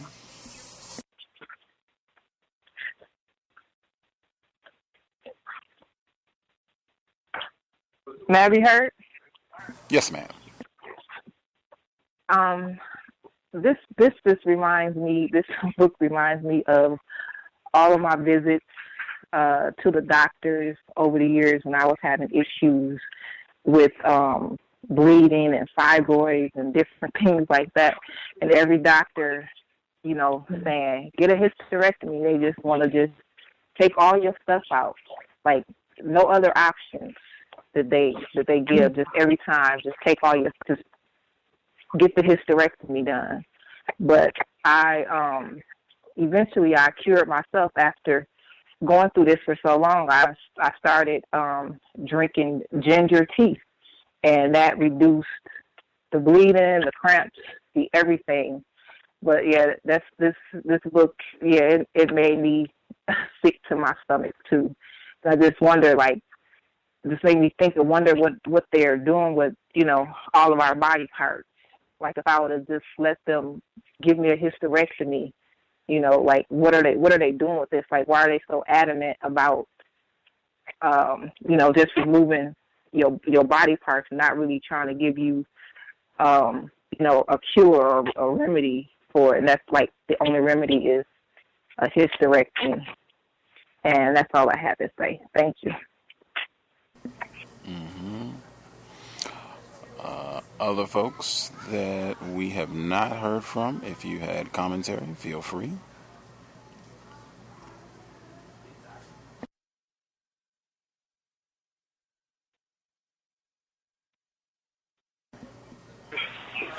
Good evening. Shall I be heard?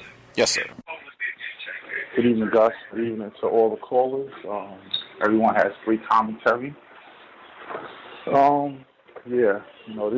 This book is tough because I've already come up with the conclusion that, probably for the rest of my life, I'm going to live under a system of racism, white supremacy.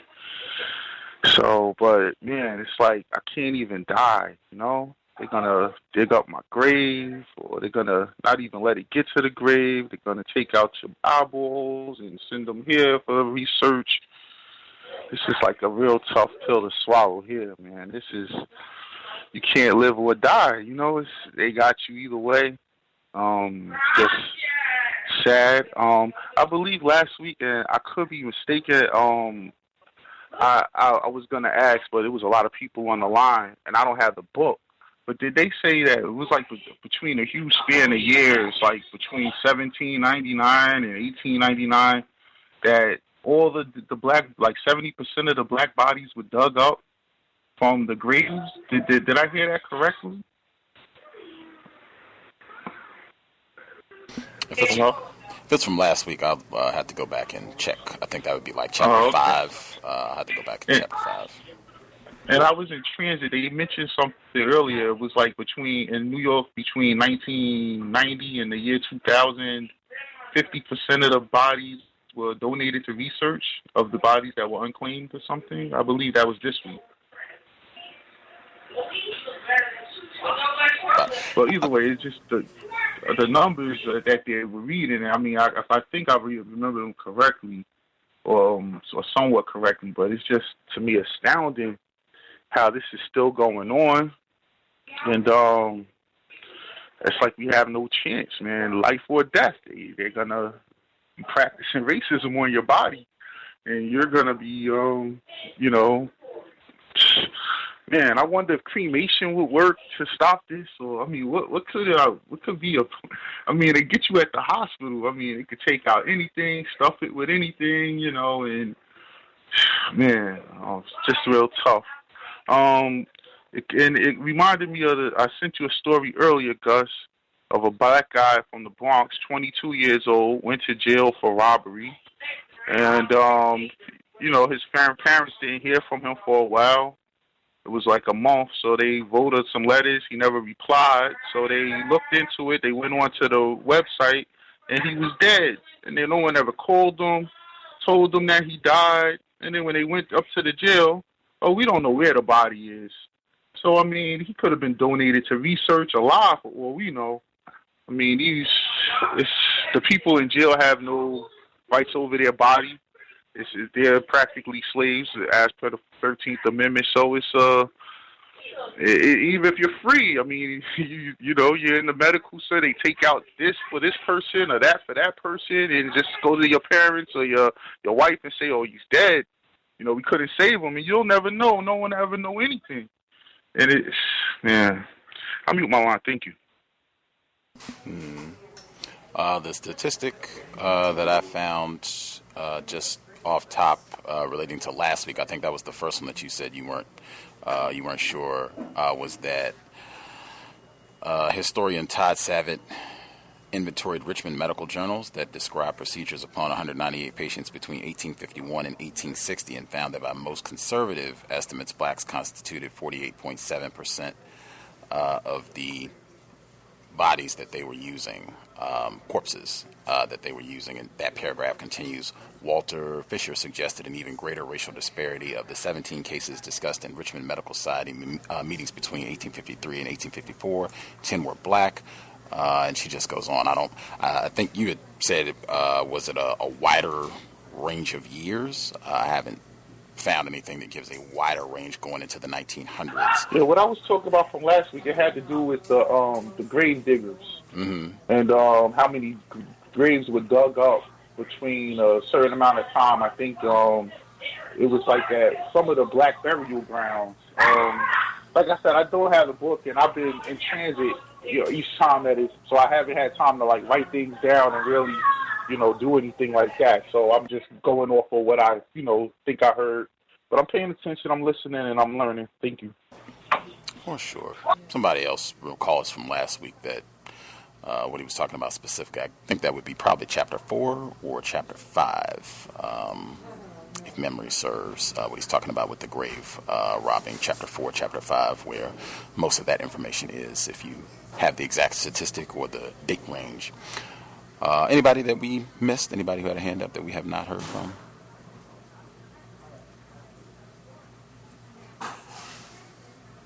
We got everybody. That's grand too.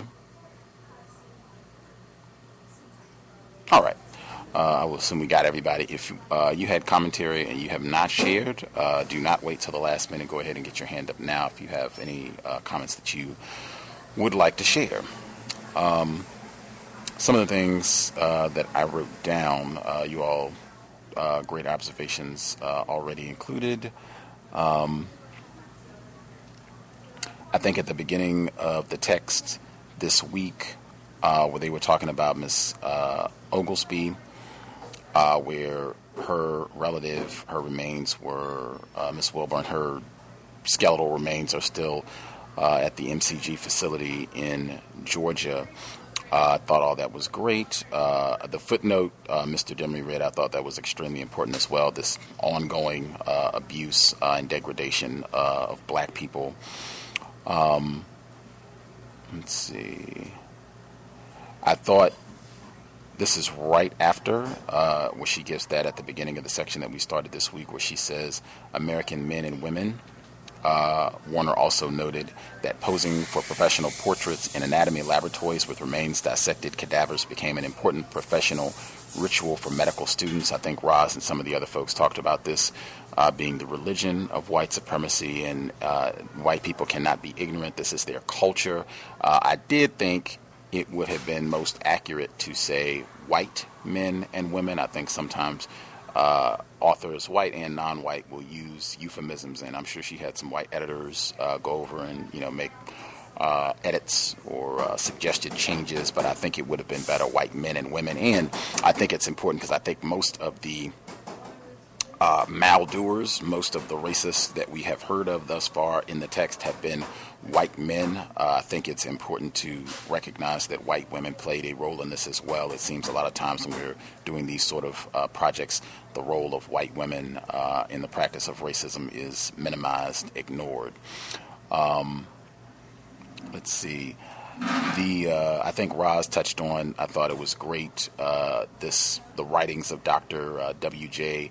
McKnight, the pioneer doctor, recollections of a body snatcher, incredible. And this is his leisure activity. When we talk about, I think with Mr. Fuller, when he says racists, they do not take vacations, that everything is about the practice of white supremacy and abusing, degrading black people. I do this grave robbing and all this, professionally, and then my leisure activity, I make fun of black people even then. And writing fictional stories, I guess you could even put that in quotes, maybe fictional stories, where, and it even seems sexualized to some degree, and I think she touched on that, where they put a black corpse in bed with him, black female corpse in bed, where to me that kind of has some sexual overtones from what I know about racist man, racist woman. Even I know Dr. Curry talks a lot. I think he's even written about the incident most recently where some white people, males and females, young white teens, killed a black person and then had sexual intercourse on top of the body. This is like recent, within the last 2-3 years.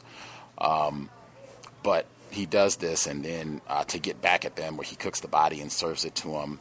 We've had so many different books where it's talked about this. The Delectable Negro, even another recommendation from Dr. Tommy Curry, the consumption of black bodies. That might even be a Welsing moment right there. I'm sure she would have some interesting commentary on that as well. Ingesting, and I think it was the black skin. Specifically, it's cutting off some of the flesh from her body to get back at them. So ingesting of highly melanated skin seems to be a long-running thing. I know we've talked about Jeffrey Dahmer as well. Let's see, next thing I had, consent. That's something I talked about before. I think it was suggested that sometimes whites will make an effort to trick you into consenting to give that appearance, and I thought it was important that a lot of times they don't even do that. They don't have to. Under a system of white supremacy, they can just come in and be gangster about it, like this is what it's going to be, and if you don't like it, hey, learn to deal with it, or you can get mad about it and pout when we leave, but this is what it's going to be. And that seems to be the case in my view with these presumed consent laws. Just all kinds of ways to manipulate the environment, manipulate the laws, so that they can do whatever they want, and it gives the appearance that this is all legal. This is all on the up and up, even though they make an effort so that you are not aware of these laws or what the loopholes are. If you do not want to, you or people that you care about, you do not want them to be subjected to having their body carved up and put on display or their organs stolen, whatever the case may be, so that you can avoid all of that. They don't even make it easy for you to know about all of that. And I mean, that's standard operating procedure. I hear that so many times talking about racism, where the black people are just not informed, just don't have access to information. I just say that all the time. It is not white people that are ignorant about racism. It is us. Let's see. She says that a few times as well, where without consent, where she says legal bias also exists in form of presumed consent statutes, which were enacted in the 1980s to increase the number of organs donated for transplantation, which in practice provided black body parts without the consent or knowledge of the descendants or their families. Extremely important as well, probably something that came in during the Reagan administration. Have to check to see which white people specifically were responsible for that.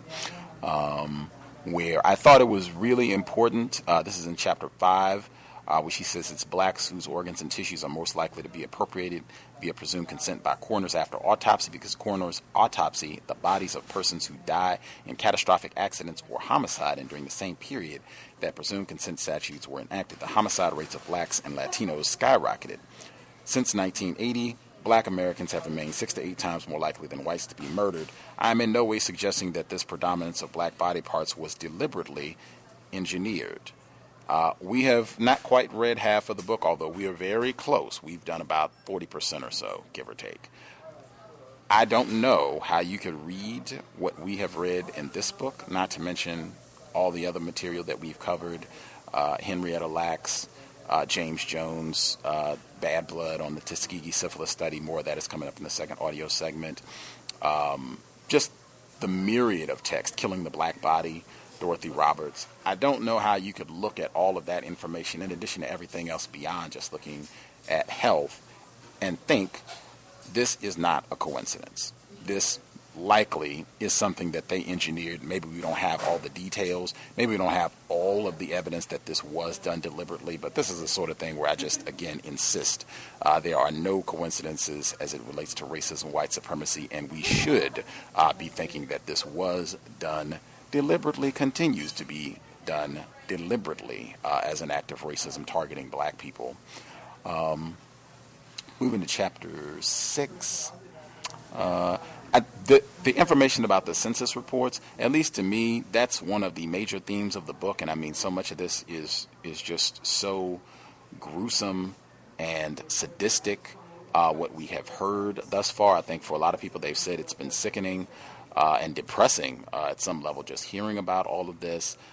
Extremely important. But that's one of the huge things that I think has kind of been, it's not depressing, it's not as exciting, but the deception, the out-and-out deliberate fraud. She mentioned that at the very beginning of the book, where she talked about all of these top institutions across the countries, colleges and universities, some of them Ivy League schools, where they have been caught, where they're making up data, where they're supposed to be publishing these studies and statistics that say this and say that, and this new trend and that. And then you come to find out that some white person in a lab just made this up. Just made it up, put it out, put it in a book, put our names on it, it'll look great. Take it down to, the lab, take it down to Staples or what have you, and get some nice binding on it and what have you, make it look really pretty, get a heavyweight paper, and yeah, people will believe whatever we say. And then you find out 10 years later, oh my God, this is total fraud. That has been mentioned in this book over and over and over and over.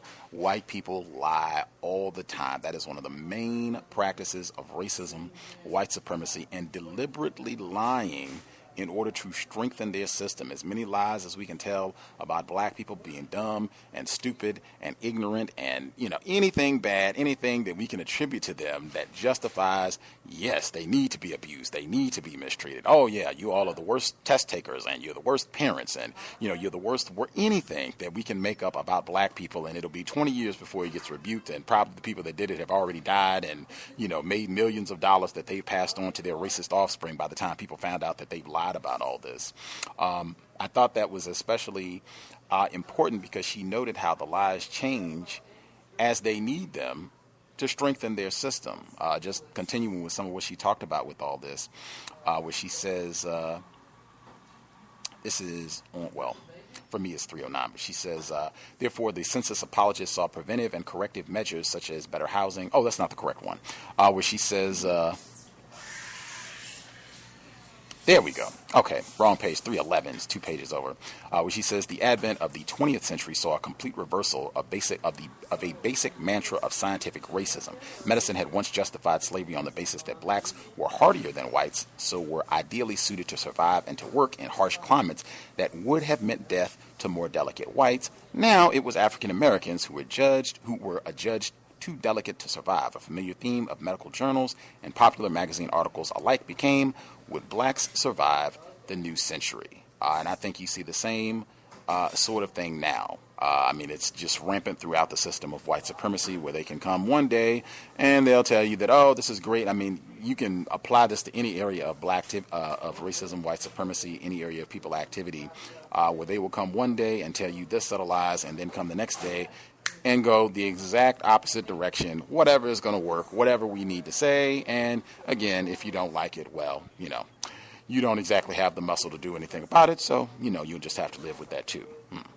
We had a Breaking Bad moment where she mentioned Heisenberg. This was the page before the paragraph that I just read. One of the delicious paradoxes of quantum physics is the Heisenberg uncertainty principle, which warns that the very act of measurement changes the entity being measured.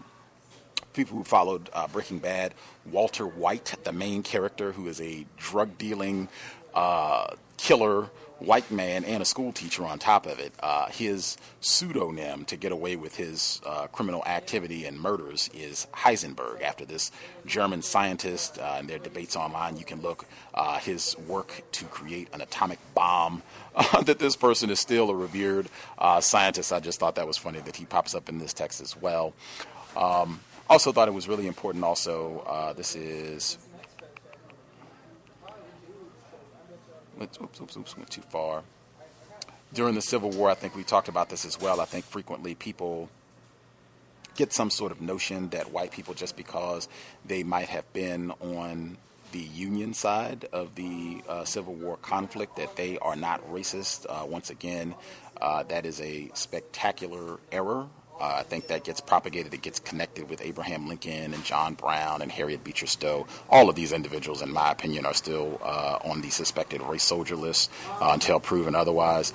But where she says 88 of every 1,000 white volunteer soldiers in the Union Army died, but proportionally 1.5 times more black Union soldiers, 148 per 1,000, succumbed. One Northern officer declared, "You can't replace these white boys, but if a nigger dies, all you have to do is send out and get another one." Excellent bit of information. You can file that one away anytime someone tries to go with that logic. Once again, that, the Unions, right on. They were with us, and they, downed the Confederacy. And keep that in mind as well when they try and act like it's just the Confederacy, just the Southern whites that were racist and bad. Let's see. There was one other piece of information. When she was giving out the report, I thought I highlighted, I might have missed it to make sure that I get the individual's name. But when he was talking about the diseases, I did highlight it, right on. When she was highlighting the diseases and they were talking about pellagra, this is, for me, it's on 313. And he says, no, I don't think pellagra is a, disease of the Negroes. I think this is just bad diet, bad nutrition. White people can get this too. This can be corrected. They didn't care. She says he, proved this. He did this by limiting a group of white jail inmates to strict diet, one similar to one on which poor blacks and subsisted for centuries. Because they developed the disease, Goldberger was able to demonstrate that pellagra was not infectious, but a deficiency disease that affected blacks and whites alike. Goldberger had divorced pellagra from race, but unfortunately this revelation was resented and ignored. The nutritional, non-racial nature of pellagra became forbidden knowledge, just as the refutation of the 1840 census had been. As a result, this easily preventable disease remained epidemic until 1940. I think that's hugely important when we talk about racism, white supremacy. Again, white people are not ignorant. when they are presented with information that totally contradicts their racist concepts, their lies, we don't care. It's not that we're ignorant. It's not that we're poorly informed. We don't care. This is what we want to do. This is what we want to promote. And I suspect, even ignoring this, I'm sure that some white people were harmed. Some white people ended up getting pellagra, who should not have been, who could have avoided all of this if they had just done the correct thing. They don't care about doing the correct thing, even if that means some white people suffer. Oh, well, this is what we're about doing, and, just chalk that up to a part of the war strategy. Last thing I will get in, I thought it was really significant, the portion where she talked about the black medical facilities and black people obviously having a difficult time getting access to medical care, particularly after the end of plantation era slavery, where white people had less of a vested interest in seeing their niggers be healthy enough to go out and pick cotton or what have you. So they try to start making black medical facilities to train black medical personnel. And one report, which she says in 1910, a single research report failed the schools in 1908. The Carnegie Foundation for the Advancement of Teaching invited the influential Dr. Abraham Flexner to critique the nation's 147 medical schools. When Flexner's report was published 2 years later, it damned all but 2 black medical schools, Howard and Meharry, as substandard, sounding the death knell for the others, which subsequently found it impossible to attract funding predominantly from whites. Extremely important, in my opinion, once again, just showing the power of white words and a system of racism, white supremacy. All it takes is one report, one white person, and bang, knock down all of these institutions. Some of these HBCUs are still struggling today. I just thought that was really important, and I will hush there. Do we have anybody who had any quick commentary they wanted to get in before we get to the second audio segment? Can I be heard? Yes, sir. Yes. You actually touched on one of the things I was going to bring up, actually. So I won't speak on that as of right now. But there was one other thing I wanted to discuss that I don't think you might have touched on. Oh, here it is.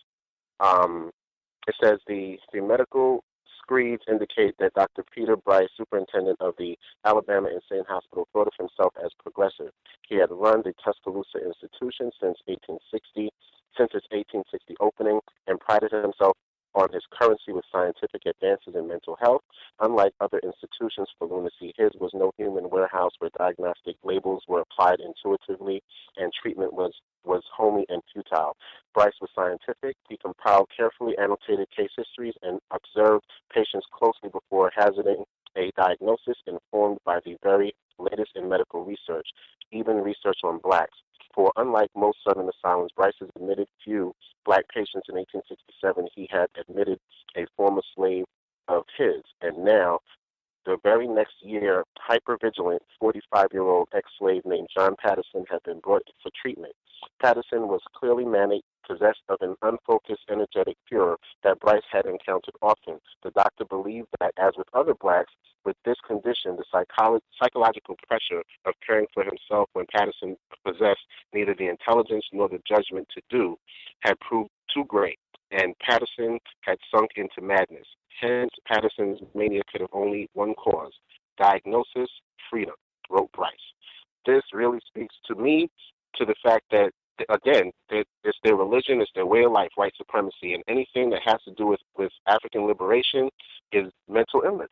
So they've literally turned everything on its head as far as science is concerned, as far as any sort of really, I look at every scientific article with a skewed eye because I know that everything that they dictate has to do with white people and white supremacy. And this just speaks to, nothing about them is accurate or scientific. It's racist white supremacists, and that, like Gus said, that's all that matters. This is what we want to do. We don't care about the facts. We don't care about, what the truth is. Our truth, the white supremacist truth, is the only truth. Thank you, and I'll mute my line. Mm-hmm. We have a final comment anybody wanted to get in that you can do in 60 seconds or less before we get to the second audio segment? Yes, may I be heard? Yes, sir. Okay, when they were talking about the census, first of all, they were saying making the all-important racial assessment was a quitoic task. Census marshals had been told to go from house to house And then later on it said, such a simplistic assessment of people who were various mixtures of Native American, African, European was a Herculean task in itself, and determining race was made futile. And I kind of had a problem with that word futile because, these marshal census takers were white people, and so they were tasked to classify others as white, and one of the requirements for being white is to be able to distinguish a white person. And then it says here that if they had any problem labeling them, they would go by the neighbor rule, where they go ask your neighbor, or either look at a family member and determine your race by a member of the family. So if that old saying goes, if you had a black sheep in your family, you might all get designated or classified as white people. But, they had a plan for that census. I think the census was just the beginning of what they had planned to do as far as putting blacks into armed houses and insane asylums, and then it would be easy accessible to get their bodies for dissection and research. I'll mute my line on that. Thanks. Absolutely. That certainly continues today. If I can mention again, Protest Psychosis, where a recent book that came out where it talks about just in the system of racism, white people, like with racial classifications, we do the classifying for the quote-unquote mental illnesses and diseases. If you want to think about ADHD as well with Dr. Umar, we do the classifying. So, we'll just label you niggers whatever we want, and then we can do whatever we want with you. Quickly, there was a reference to Grave Offense by Emily Baselin, where she's talking about like current day practices in terms of where they get these bodies from, that they're going to do research and carve up and all that stuff. Just quickly, she says, some anatomy programs may not want to talk because their cadavers still include unclaimed body. New York City, for example, has one of the highest concentrations of medical students in the world. 4 schools located upstate ship extra bodies when they have them to the city's many autonomy anatomy programs, but those contributions usually don't make up the shortfall, so programs that need more cadavers take advantage of today's version of the 1854 Bone Bill. Of the 12,000 or so bodies used in New York State during the 1999-2000 academic year, almost 10% were unclaimed corpses from city morgues. I strongly suspect that a substantial proportion of these unclaimed bodies are black people. We will get to the second audio segment. If you did not get to comment, told you not to wait till the last minute, we will get you once we finish with the second audio segment.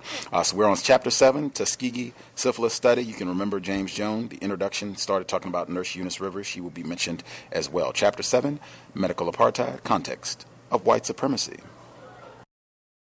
Chapter 7, A Notoriously Syphilis-Soaked Race.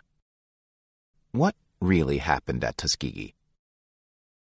The future of the Negro lies more in the research laboratory than in the schools.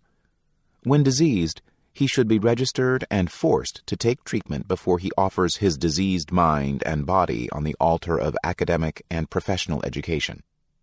Thomas Murrell, M.D., U.S. Public Health Service, 1910. We now know, where we could only surmise before, that we have contributed to their ailments and shortened their lives. Oliver Clarence Wenger, M.D., U.S. Public Health Service, 1950. In 1932, the U.S. Public Health Service inaugurated its study of syphilis in the untreated Negro male, Tuskegee Syphilis Study, which promised free medical care to about 600 sick, desperately poor sharecroppers in Macon County, Alabama. The study was designed, the PHS explained, to study the progression of syphilis in black men. Scientists had long claimed that the venereal disease manifested differently in blacks than in whites, and PHS scientists decided to document this by finding a pool of infected black men, withholding treatment from them, and then charting the progression of symptoms and disorders.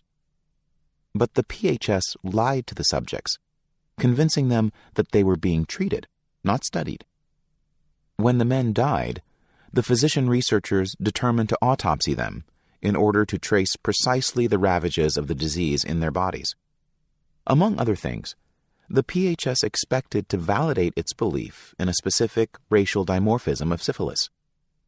Whereas the disease was thought to do its worst damage to the neurological systems and brains of whites, it was thought to wreak its worst havoc on the cardiovascular system of blacks, sparing their relatively primitive and underdeveloped brains. The best intentions.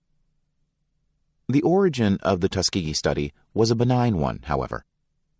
In 1898, when Booker T. Washington, founder of Tuskegee Institute, met wealthy philanthropist Julius Rosenwald, founder of Sears, Roebuck and Company, they were mutually impressed.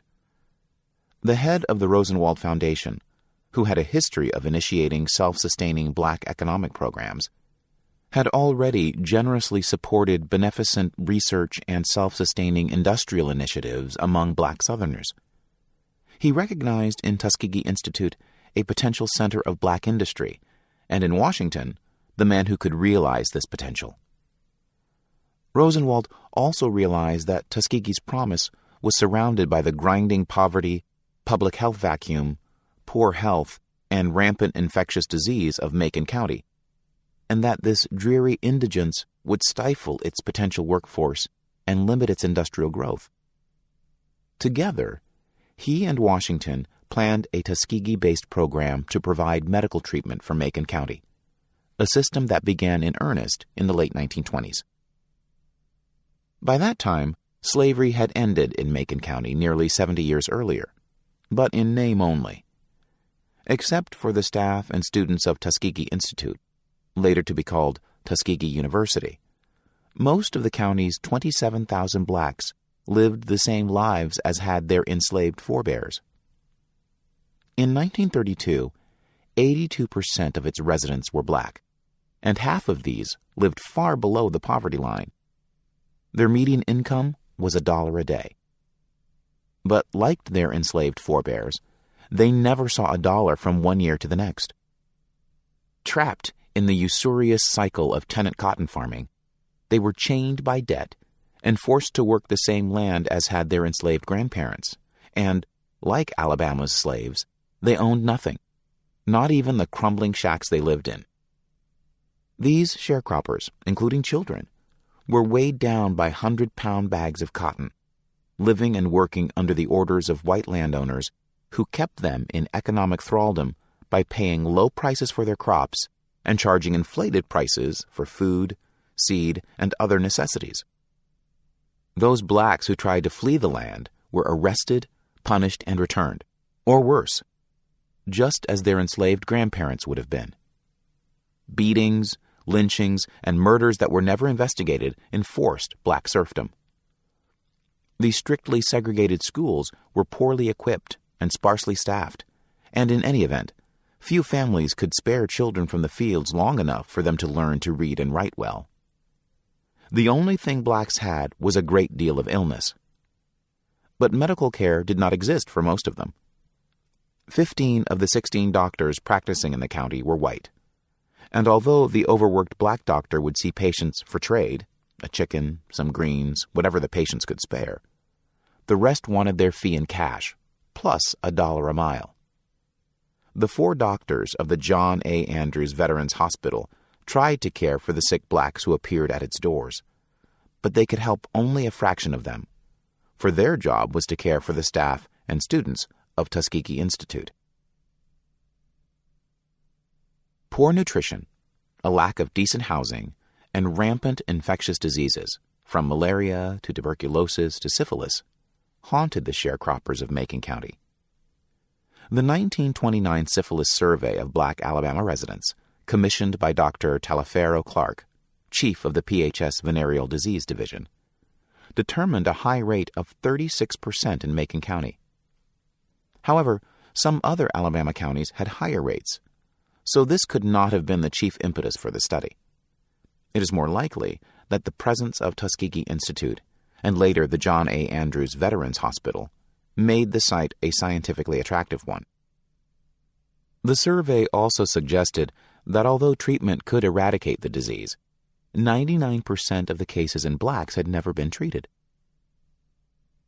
Syphilis was indeed a serious threat to health and productivity. The disease is caused by a type of bacterial organism named Spirocheta pallida, or more specifically, Treponema pallidum, a spirochete. Spirochetes are named for their spiral shape. Under a microscope, the worm-like bacteria wiggle furiously. T. pallidum can be acquired through sexual activity or congenitally from an infected mother. In the initial stage of sexually transmitted syphilis, a chancre, or hard, painless sore, appears on the genitals or other point of entry, followed by flu-like symptoms. If the disease is not treated, it enters a long, latent secondary stage before emerging to inflict an assortment of skin growths, running sores, gumma, bone decay, and heart damage. The final, tertiary stage of syphilis may erupt several decades later, causing profound neurological damage, blindness, insanity, paresis, paralysis, and death. Because 30 years or more can intervene between the onset of syphilis and the dramatic mental symptoms of paresis, or tertiary syphilis, it was thought to be a separate mental disease until the mid-1940s, when antibiotics, particularly penicillin, were discovered to cure it, and it was belatedly recognized as the final stage of an infectious illness, syphilis. Rosenwald responded by earmarking money for syphilis treatment programs.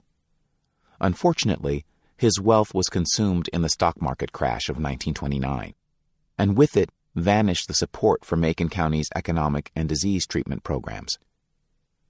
The U.S. Public Health Service stepped in. But PHS physicians never shared Rosenwald's goal of black self-sufficiency. The writings of its doctors reveal a lack of faith in African Americans' ability to manage their own economic and health issues. PHS physician Thomas W. Morrell, M.D., expressed ambivalence about the possibility and even the advisability of eradicating syphilis among black Americans. So the scourge sweeps among them. Those that are treated are only half cured, and the effort to assimilate a complex civilization drives their diseased minds until the results are criminal records. Perhaps here, in conjunction with tuberculosis, will be the end of the Negro problem. Disease will accomplish what man cannot do. PHS doctors portrayed black Alabamans as resistant to health measures, intellectually inferior, impetuous, degenerate, and above all, at the mercy of frighteningly powerful sex drives. Morality among these people is almost a joke, and only assumed as a matter of convenience, sneered Morrell. Such medical speculation fostered an image of African Americans as sexually promiscuous and infected with syphilis, an impression that doctors reinforced with pithy sayings. Virtue in the Negro race is like angels' visits, few and far between. In a practice of 16 years in the South, I have never examined a virgin over 14 years of age, alleged Dr. Daniel D. Quillen of Athens, Georgia.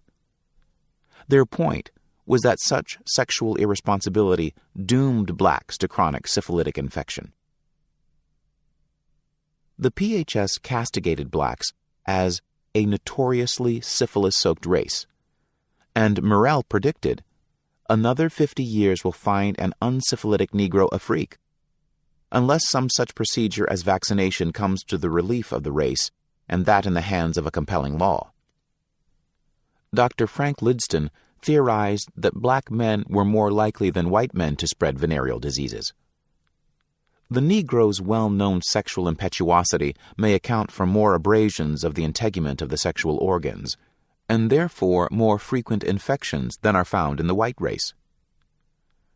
With imagination, rather than evidence as his guide, Dr. S.S. Hindman estimated the national prevalence of syphilis among blacks at 95%.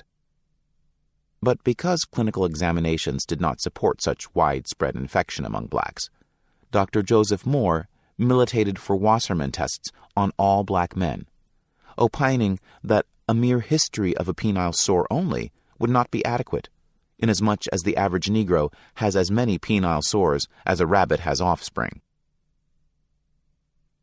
Despite the PHS physician's cracker barrel wisdom, family histories and clinical assessments revealed that 61% of the true syphilis cases in Macon County were not contracted through sexual activity, but were congenital, non-venereal syphilis. Medical researchers consistently ignored this fact in their publications and in their investigations. They persistently characterized syphilis in blacks as due to sexual profligacy. However, not all the men who tested positive for syphilis via the Wassermann test really had the disease. The test was notoriously nonspecific, and men who suffered from related illnesses, such as C.O.W.S, also tested positive, because C.O.W.S, a common non-venereal infectious disease endemic to West Africa, is caused by a subspecies of Treponema pallidum bacterium that causes syphilis. In 1932, C.O.W.S was prevalent in the South, especially among blacks, not for racial reasons, but because it is abetted by conditions of poverty. People who were malnourished and exposed to the elements, went shoeless, and were prone to frequent injuries that broke the skin, the sort that cotton pickers experience daily, were vulnerable to infections by pathogens that caused C.O.W.S. Unlike syphilis, C.O.W.S causes no long-term cardiovascular or neuronal damage. Macon County's high prevalence of syphilis, coupled with a nearly perfect treatment vacuum, suggested to Taliaferro Clark not a need for treatment, but an opportunity for experimentation. In 1932, the Tuskegee syphilis study officially began when he suggested that the PHS save the expense of treatment by merely observing the course of the disease in blacks and publishing the data. PHS doctors frequently defended their failure to offer therapy by insisting that blacks with syphilis would never voluntarily seek treatment. However, this does not explain why they enticed study subjects by disguising the experiment as the treatment program promised by Rosenwald. The PHS doctors knew that being cared for by a physician who professed himself devoted to restoring their health would be a godsend to the sick, forgotten blacks of Macon County. Accordingly, the PHS announced a day of free health assessments and screening tests that would be performed in Macon County. PHS nurse Eunice Rivers remembers that the clinic was overflooded with people coming in to get their blood drawn. Oliver Clarence O.C. Wenger, M.D., wrote, "Of course the crowd milled around like so many sheep," adding that 316 were given treatment before 2 p.m. Most had never seen a doctor before. The physicians ran various tests while telling the men that they were being treated for the nebulous disorder bad blood, which commonly referred to a wide array of symptoms from anemic blood to muscle aches, general malaise, disorders such as parasitic infections, gonorrhea, syphilis, and other venereal diseases. Doctors dispensed treatment in the form of vitamins, ineffectual doses of arsenic, and worse than useless mercury salve to those they suspected of having syphilis. Mercury had been used to treat syphilis for centuries, but, as described in Chapter 1, it was ineffectual and caused devastating side effects, such as injury to the nervous system, profound mental deficits, hair and tooth loss, kidney and heart disease, and lung injury. However, doctors withheld the state-of-the-art treatment for syphilis, which in 1932 consisted of arsenic compounds such as arsphenamine and neoarsphenamine, also known by their trade names Salvarsan or 606. These were developed by German biochemist Paul Ehrlich in 1910 and were typically partnered with mercury ointments as adjuvant therapy. After the first clinics enabled doctors to identify syphilitics, they selected study participants. They wanted only men whose signs and symptoms were on the exterior genitalia and therefore easier to identify than lesions hidden within the genitalia of women. They also wanted to exclude men whose syphilis was the result of a recent infection, because doctors could be sure of choosing sick men if they chose those in the secondary or later stages of infection. Identifying such study candidates entailed taking painstaking medical histories and performing painful, medically risky spinal taps, ostensibly to determine the extent of syphilis's neurological involvement. When the PHS sent out notices to invite subjects for spinal taps, the wording clearly indicated that participants were recruited under the guise of treatment. Some time ago, you were given a thorough examination, and since that time, we hope that you have gotten a great deal of treatment for bad blood. You will now be given your last chance to get a second examination. This examination is a very special one, and after it is finished, you will be given a special treatment if it's believed that you are in a condition to stand it. Remember, this is your last chance for special free treatment. Be sure to meet the nurse. When another throng appeared seeking the second examination, the PHS ran the spinal taps and selected 399 men with syphilis as subjects to observe. Again, doctors dispensed inadequate medications such as aspirin, which was craved as a miracle drug by the overworked, sickly men, who marveled at how it assuaged their omnipresent aches and pains. Raymond Vandelier, M.D., Taliaferro Clark's successor, later added a control group of 200 uninfected men, who also were wooed with medications. When a dozen of these men developed syphilis over the 40-year course of the experiment, they were simply transferred to the infected group, a blatant violation of experimental design. Perfect separation of infected and control groups was necessary for any accurate and truly objective comparison of their health states. By switching a man from the control group to the infected group, the physicians falsified data because they reported an event, in this case a syphilis infection and its concomitant symptoms, as transpiring in an infected member, while in fact it actually happened to be a control group member. This switching also artificially reduced the number of men in the relatively small control group who went on to contract syphilis. The comparison over the entire course of the disease, which was the ostensible purpose of the study, was made impossible when someone was switched from active to the control group after the disease had been progressing for some time before diagnosis. Vandelier confessed in a letter to Clark, "It is my desire to keep the main purpose of the work from the Negroes in the county and to continue their interest in treatment." But there was no treatment. The next year, 1933, the PHS doctors went on to write of bringing these cases to autopsy. If any doubts lingered about the PHS physician's intention to withhold treatment, O.C. Wenger, the PHS senior officer for its syphilis programs, swept them aside that year.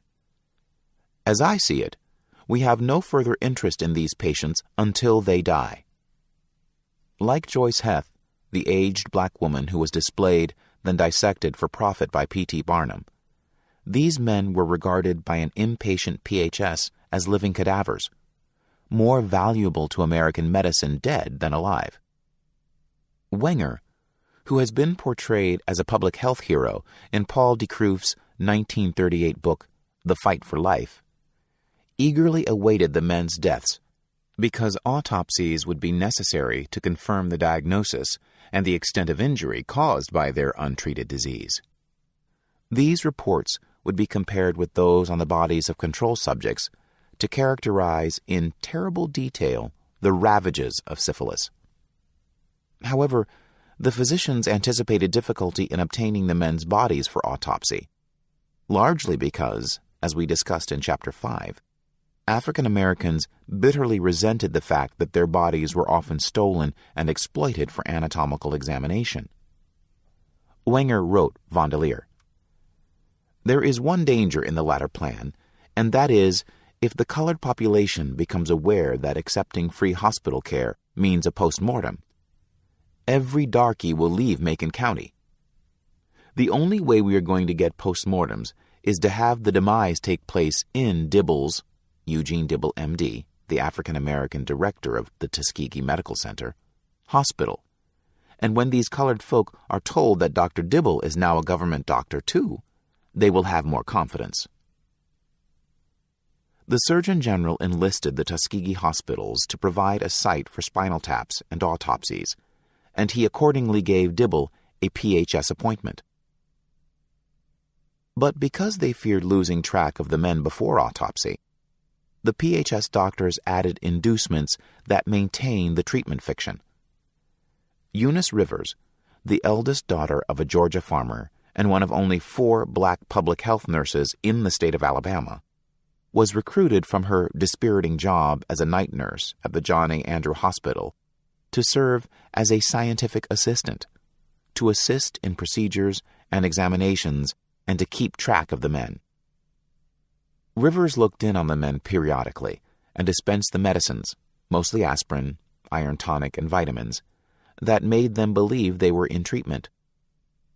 Rivers injected a bit of variety into their lives of drudgery and dispiriting poverty when she drove them into town for their doctor's appointments in a shiny black car and distributed the occasional inducements of $1 or $2. She waited while they visited friends and marveled at the manicured university lawns and the painted shops on the city streets. She listened sympathetically to the litany of sicknesses, deaths, and family woes and helped when she could. She interceded on their behalf when the doctors were especially brusque or derisive. She was their friend. However, the men did not know that Rivers was also charged with tracking their movements, ultimately to ensure their presence at autopsy, which she didn't mention to the men but would describe to their survivors as an operation to gain their assent. The PHS doctors still feared that the men would evade the hospital and die at home, cheating the researchers of the chance to autopsy them. So they offered free burials as an inducement. The Milbank Fund, an organization with strong eugenic leanings, agreed to pay the $50 fee, which was split by the funeral parlor and the physician who performed the autopsy. The men had the peace of mind of knowing that they would not end up unburied or in a potter's field.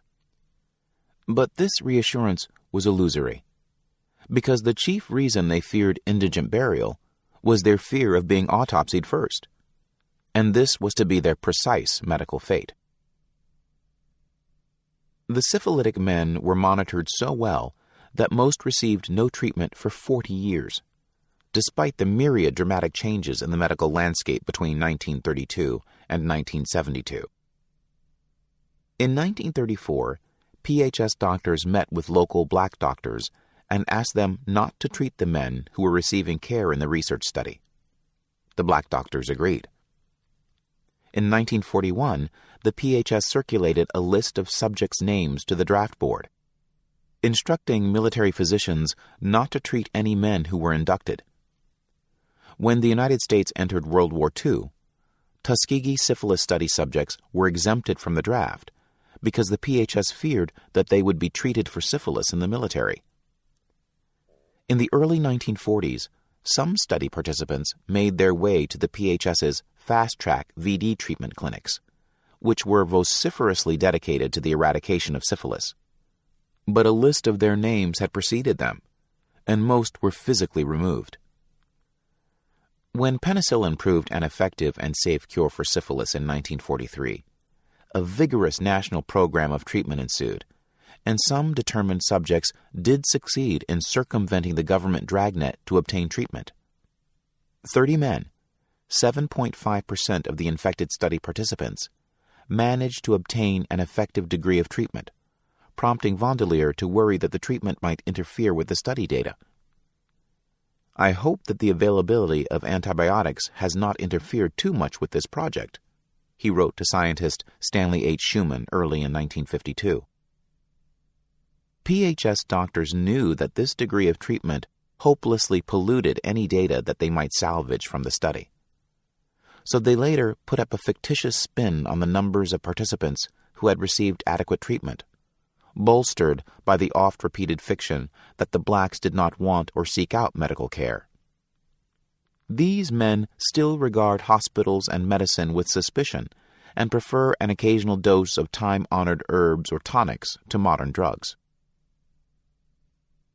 As men began to die, the PHS performed autopsies and regularly published the results in medical journals. They even shared study results at a 1936 American Medical Association meeting, which means many white physicians were informed of the study's details, but not African American physicians, who were largely barred from AMA membership. The 1936 AMA report revealed that 84% of the infected subjects showed signs of illness. A decade later, the death rate of the infected men was twice that of the control subjects, prompting Wenger to boast smugly in 1950, "We now know, where we could only surmise before, that we have contributed to their ailments and shortened their lives." By 1955, nearly one-third of the autopsied men had died directly of syphilis, and many of the survivors were suffering its deadliest complications. 40 wives were infected, and at least 19 children were born with syphilitic birth defects. In 1958, the PHS awarded a Certificate of Appreciation, signed by the Surgeon General and replete with a gold seal, to each infected man, along with $25, $1 for each year of the study.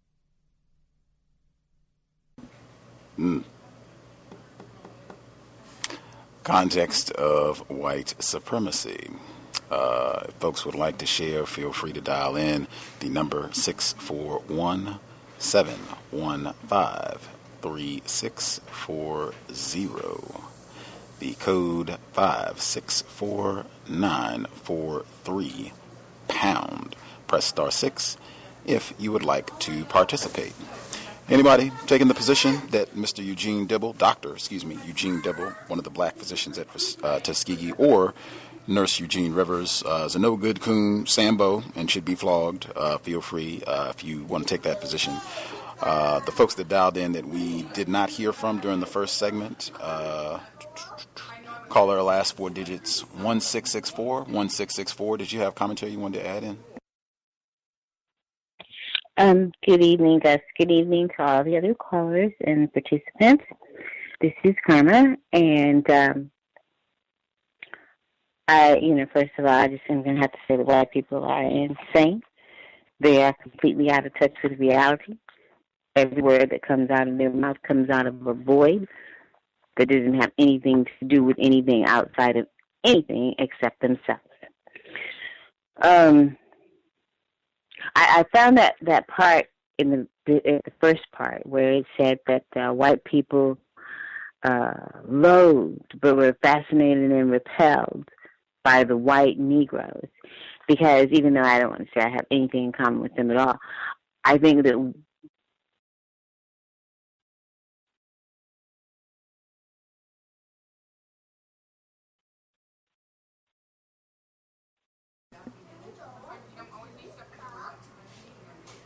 Karma, you still there? Not hearing you? Not hearing Karma. Not sure. You got muted. If there's interference with your line or what have you, but not hearing Karma. Lost you at White Negroes. Hopefully, it'll get corrected. Either she can call back in, or she hit her mute button, or whatever the issue is. In the meantime, looks like she disconnected. She'll dial back, I'm sure. In the meantime, other folks who dialed in, who have a hand up, if you all had commentary you wanted to share, feel free.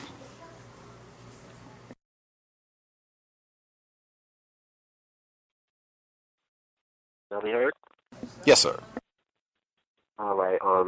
I missed a great portion of the second reading because I had to take care of something at home. But I came in to pick up at least two things I wanted to bring up. One was on page 184, where she writes, "There is one danger in the latter plan, and that is if the colored population becomes aware that accepting free hospital care means a post-mortem, every darky will leave Macon County. The only way we're going to get post-mortems is to have the demise take place in Dibble's hospital." We already know who he is, in Dibble's hospital, Tuskegee. And when these colored folks are told that Dr. Dibble is now a government doctor, they too will have more confidence. And this really speaks to exactly what we see functioning today, how whites use black people as a smokescreen to hide their criminality. And then as a result, just what you just said about calling them a coon, they leave us to then fight amongst and hate ourselves due to what we see someone else do that's black at the behest of the white puppet master behind them. And it's that Pavlovian response to and a lack of understanding of racism and white supremacy, in the sense that that black person is not really in control of themselves. He might look like the head doctor, but he's not the doctor. Just the head doctor, just like President Obama looks like the president, but he's not the real president. You know, they tell him what to do, and he does whatever they dictate. And we really have to take a lot of time and work hard to understand that, so that we don't perpetuate anti-blackness, because that just facilitates their system. The second thing I wanted to talk about was on the following page. It says, however, men did not know that Rivers was also charged with tracking their movements, ultimately to ensure their presence at autopsy, which she didn't mention to the men, but would describe to their survivors as an operation to gain their assent. The PHS doctor still feared that the men would evade the hospital and die at home, cheating the researchers of the chance to autopsy them. So they offered free burials as an inducement.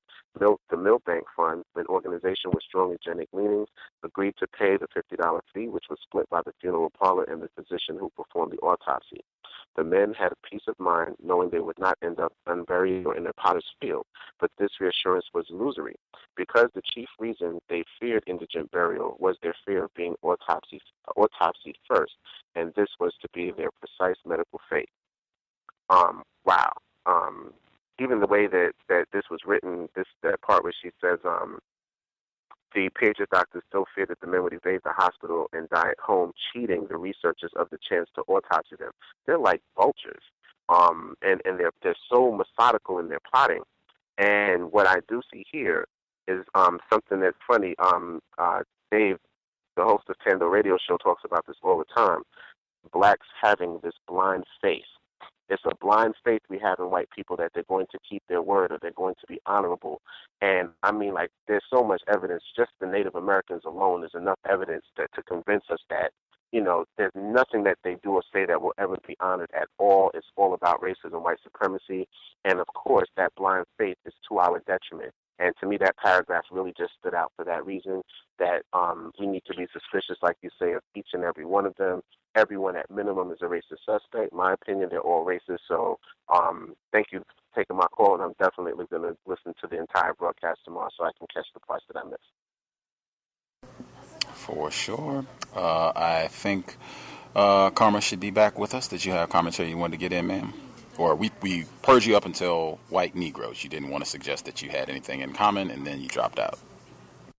Yes. You know, I mean, they're really messing with my phone. But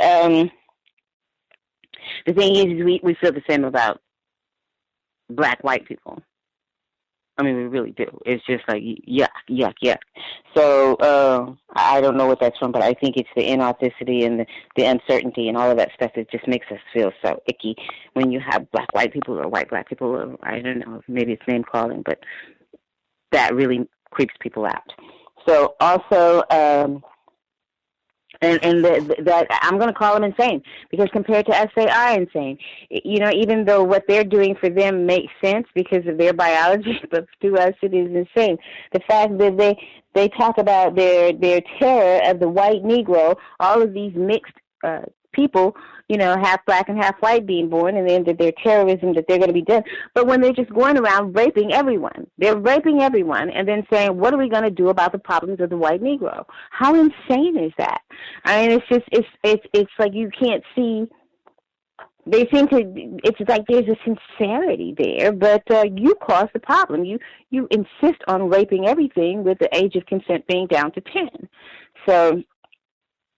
And also, just looking at this makes me know that these people are unrepentant traffickers of men and women for whatever purpose, whether it's to get the skin or entertainment or research or whatever, pain and suffering.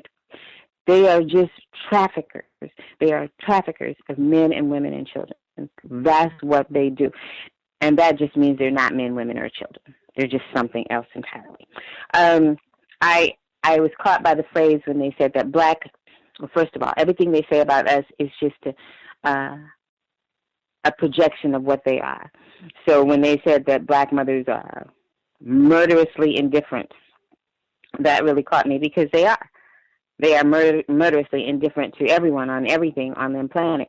But I really think that we can use that, because there is nothing that can resist that level of murderous neglect. It will destroy any biological function. And there's one more thing.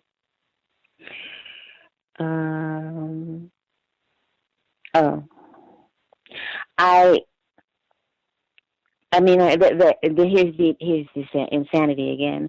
They're desperate to find a difference in the physiology of black people and white people. So they're saying, white people, if they do get syphilis, it's just going to be this neurological syphilis because their brains are so precariously precise and well-balanced. And black people are going to get this cardiovascular system because, they're just little machines anyway. So they're desperate. They're desperate to do this study to find that out. And yet, they do all their studies on black people because of the similarity in physiology. I mean, I don't know if I'm making myself clear. One minute it's because we're different, and the next minute it's because we're the same. And I'm just realizing that when they started talking about yaws, which I've never heard of, and they said it was just mostly due to poverty and poor nutrition, it really reminds me of AIDS. And also the last thing I said, they are just one of their tools, one of their really, really, really tools that hasn't changed at all is biological warfare. They've been doing biological warfare. I mean, and we know it. We kind of know it. But just reading this book, with the syphilis and the TB, just let me know, they've been doing biological warfare forever, and those are just my observations. Retired firefighter, did you have commentary you wanted to get in, sir?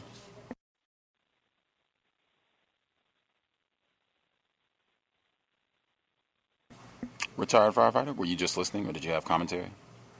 Oh, yes, I was talking. I had Your volume is very low. We can kind of barely hear you.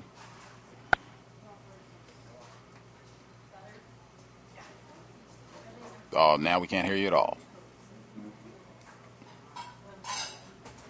Still not hearing you. Still give it one more try, then I'll get another call, and then we'll just come back to you, see if we can hear you then. Still not hearing you. While we wait for a firefighter to get his audio corrected, anybody that we have not heard from yet that you have commentary you wanted to share?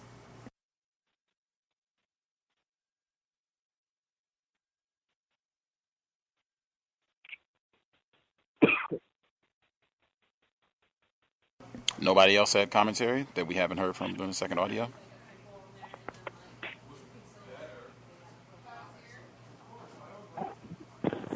Yes, ma'am. I'll be hearing. Yes, ma'am. Sorry, Mr. Demery, go ahead. Okay. Yes, on this last reading, I was just wondering why it was titled The Best Intentions. It seems that we know quite a bit about the Tuskegee syphilis experiment now after reading Bad Blood.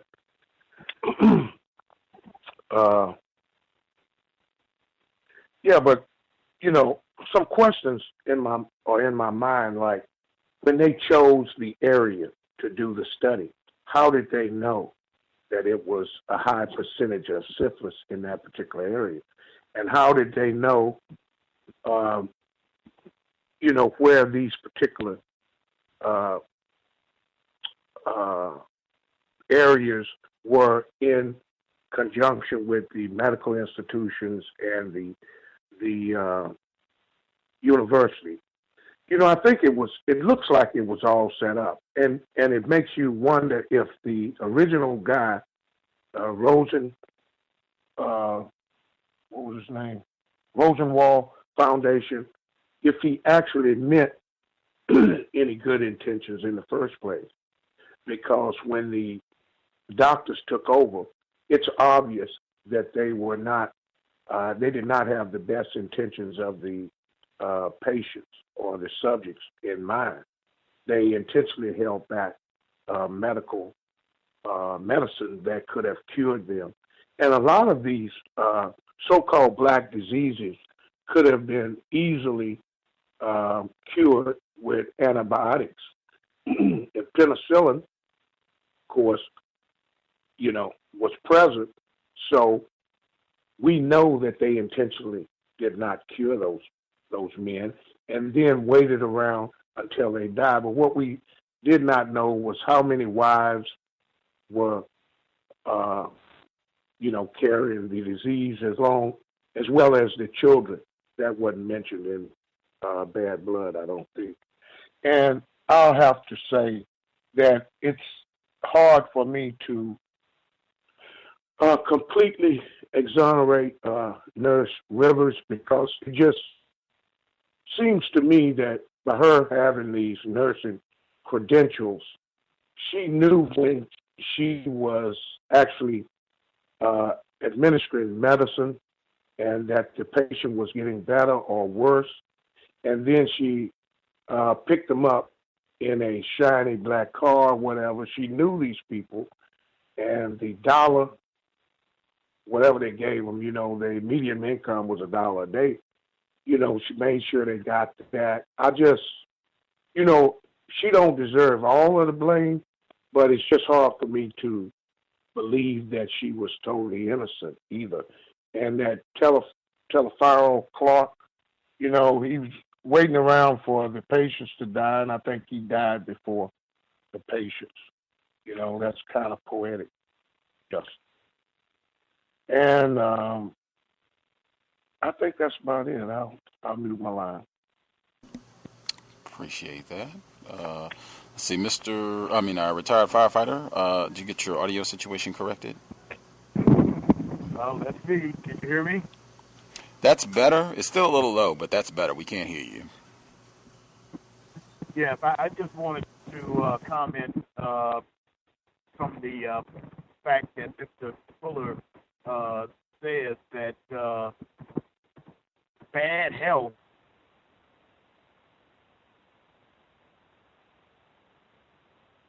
all 9 areas of activity are dominated, and the domination is designed to mistreat people. The bad health is the result of it.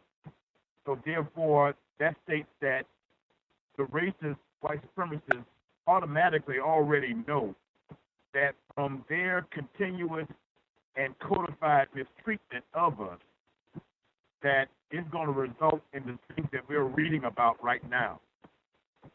Any act that they commit, and or even if it's something that's called a natural disaster type of situation, it's going to cause havoc on our health.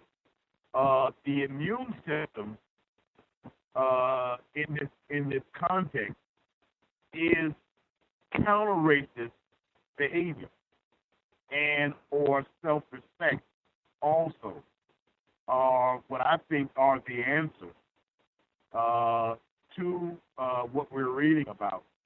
But it's a very interesting read because it just shows from the standpoint of through medical, quote-unquote, medical procedures. Actually, it's barbarian savage procedures, actually. I would even put the word medical next to it on what we're reading about. Because the perpetrators who are white race soldiers, they actually have the plan to mistreat. So it has nothing to do with true medicine at all. With this experimentation that we're reading about, the way that non-white people are deceived into thinking that their loved ones, first of all, dying prematurely because of the system of racist white supremacy, and then, as I've heard some of the other callers stating that even in death, you're getting mistreated. So, and once again, and finally, I would just repeat myself and say that it's the end result. You're going to have bad mental and physical health as a result of the global system of race and white supremacy. And this book is confirming that. Thank you. For sure. Caller at 0059. Did you have commentary you wanted to get in? Yes. Good afternoon, everybody. Gus, I sent you an email. I received an email yesterday, and I kind of just wanted to give everybody the top in reference to what's going on with, in reference to the topic that you're talking about. And it says, white scientists says the black community is being targeted by the medical system. They are deliberately poisoning. And it was dated May 16th, 2016. And I only want to read the first sentence. It says, a scientist who goes by the name of Mike Adams, the health ranger, has broken the cardinal rule when it comes to snitching. He is literally exposing the white community, particularly the medical industry, and the hate they have for the black Americans today. And again, I just wanted to kind of pass the information on to you guys. I sent you the emails. I guess when you have time, there's a video and the rest of the article you can share with the group. I'll go ahead and mute my line. Appreciate that, Joe in D.C. Someone also put it on my Facebook page, so if you scroll down, folks should be able to see it. I was able to download it, but yeah, I think I almost played that for the introduction this week, but then when I saw the Tuskegee syphilis experiment was going to pop up, I changed my mind. But yeah, right on time with what we're reading right now. Anybody? Heard? Yes, sir. Good evening, Thomas Smith in New York again. Yeah, this book is man, this is tough, man. This is worse than Henrietta Lacks. So this is way worse than Henrietta Lacks. This is worse than Katrina. I mean, this is terrible. I mean, we haven't even gotten that far. I mean, we're just getting out of slavery.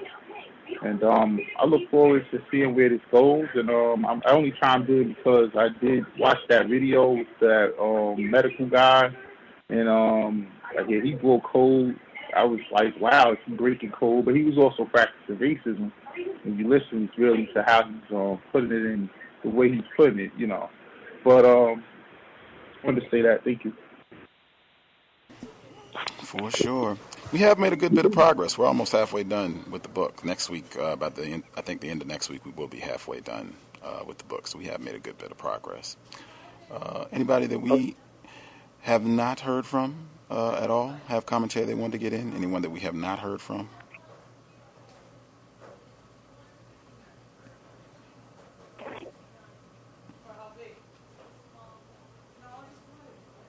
I assume everybody that's with us now who has a hand up, you didn't have anything. If we have not heard from you after the second audio segment, everybody's good. Everybody that wanted to share. All right. Let's see. Some of the things that I noted, I was glad that I emphasized, at least in my view. I suspect that this is going to be a major theme for the duration of the text, just white people lying, because that certainly is a major part of the Tuskegee syphilis experiment, and continued all the way throughout. This is 4 different decades where you got white people dying and other whites coming in and picking it up, passing this off as a generational way to exploit, terrorize, and deceive black people. But major aspect, I suspect that that's going to continue for the duration of the text. Let's see.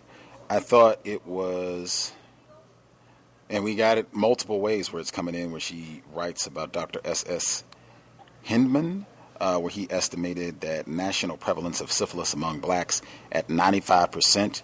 And they say that it was no way to have any sort of firm scientific foundation for this number. They're just throwing numbers out. Yeah, that'll be a good one. 95%. Yes, 95% of the niggers have syphilis, and we'll put a gold seal on it, and it'll be, just taken as fact and repeated all over the world that they are phenomenal at doing that sort of thing, continuing on to today, 21st century. let's see. I thought this was interesting when I talk about if you know you have other things going on in the background, if you could use your mute button, that would be great. Thought it was important. I know I talk about metaphors and similes and what have you on the program. I don't want to go back out. I gotta go to the. Again, if you are doing other things in the background, and particularly if you know you don't have a question, you can just mute your line. That way we don't have all the unnecessary background distortion. As I was saying, the metaphors, similes, I've talked about that consistently. Where she wrote, she said Dr. Joseph Moore militated for Wasserman tests on all black men, opining that a mere history of a penile sore only would not be adequate, inasmuch as the average Negro has as many penile sores as a rabbit has offspring. Now, once again, and I think she's already given extremely detailed information about this rampant notion of, Negro savage sexuality, and oh my gosh, they're just the focus on black genitalia. I think she's talked about that in great detail, both with what we heard this week and even for the first portion of the book that we've read up until now. That's already there. But then even to compare, this is a simile, to compare black people and having these penile sores to a rabbit having offspring. I think rabbits are even known. I think that's why they chose the bunny as the Playboy symbol. They are known as a symbol of fertility, a representation of fertility, that comparing that or using that in comparison to black people to again represent this threat of prolific Negro procreation. And oh my gosh, they're just going to have all these dark babies. You hear that all the way up to right now in terms of the way that white people talk about black people. The lies in this study were at first they defend doing this to say that, well, the Negroes are resistant to treatment and they're not going to do the correct thing, leaving out, almost similar to what we heard in the first audio segment this week, not attributing black people, if there is any hesitancy to get quote-unquote treatment, that the history of white doctors like J. Marion Sims abusing and torturing black people, like Sam we heard a couple weeks back, doing all of this. So, of course, black people would be leery of going to these hospitals, going to these racist doctors for any sort of treatment, in quotes. So they say, yeah, the Negroes don't want any treatment, so, it's all good for us to do this, and we'll just see how the disease progresses. And as Carmen noted, with the racist assumption that it's going to operate differently among black people and white people. I think Ms. Washington has talked about that a lot through the text as well.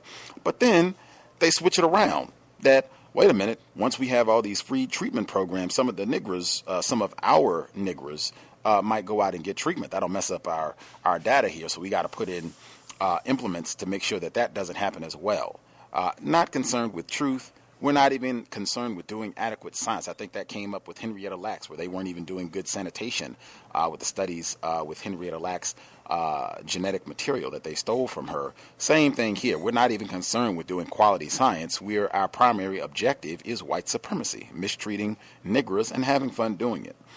And I think she offers just a lot of great detail, and I think a lot of that is in Bad Blood as well, when James Jones was on the program in 2012, just talking about this is not even quality science with what they're doing with this experiment. She talks about they're switching people from group to group. Now you're in the control group. Now you're in the infected group. Maybe you got a little bit of treatment. Maybe you didn't. Whatever. We're still just observing these niggers as they suffer and infect their wives and children. It's been 4 years, so I don't quite remember if James Jones included that the impact that this had on the black people at large, not just the individual black males that were being mistreated and lied to. Let's see. Yeah, the lying to get the bodies, really important as well. A lot of that reminded me of Margaret Sanger with the eugenics program, and she talked about the influence that had in this study as well, how they said we need to get some black people, pastors or what have you, that they can be the one to take this message, our eugenics message, and making sure we keep down, curtail the Negro population. They can do it because the blacks will be a little bit less suspicious of them. Whites, for many, many years, have used and successfully employed that method of practicing racism, white supremacy, racial showcasing, making it seem that a black person is in charge and or just getting another victim of racism to carry out certain activities so that we will be more easily tricked and not suspicious that ultimately a white person is in charge and orchestrating what is happening to us if it's going to be something that is harmful. There was a footnote that I thought was important as well, particularly given what we heard yesterday from Dr. Welsing's sister, Lauren Cress Love, where she talked about Dr. Welsing being mistreated by the American Medical Association. The footnote where she talked about, I can give you the exact footnote here. This is footnote 22 for Chapter 7. Some local American Medical Association chapters continue to restrict or bar blacks from membership until well into the 1960s. That was when Dr. Welsing was finishing up her schooling, medical schooling and what have you. So I'm sure she probably could have given us a lot of direct information on that. The only thing I can add on, and I'm sure we'll get some more of this as the book continues with Nurse Rivers and Dr. Eugene Dibble and some of the other black officials at Tuskegee and elsewhere who participated in all this.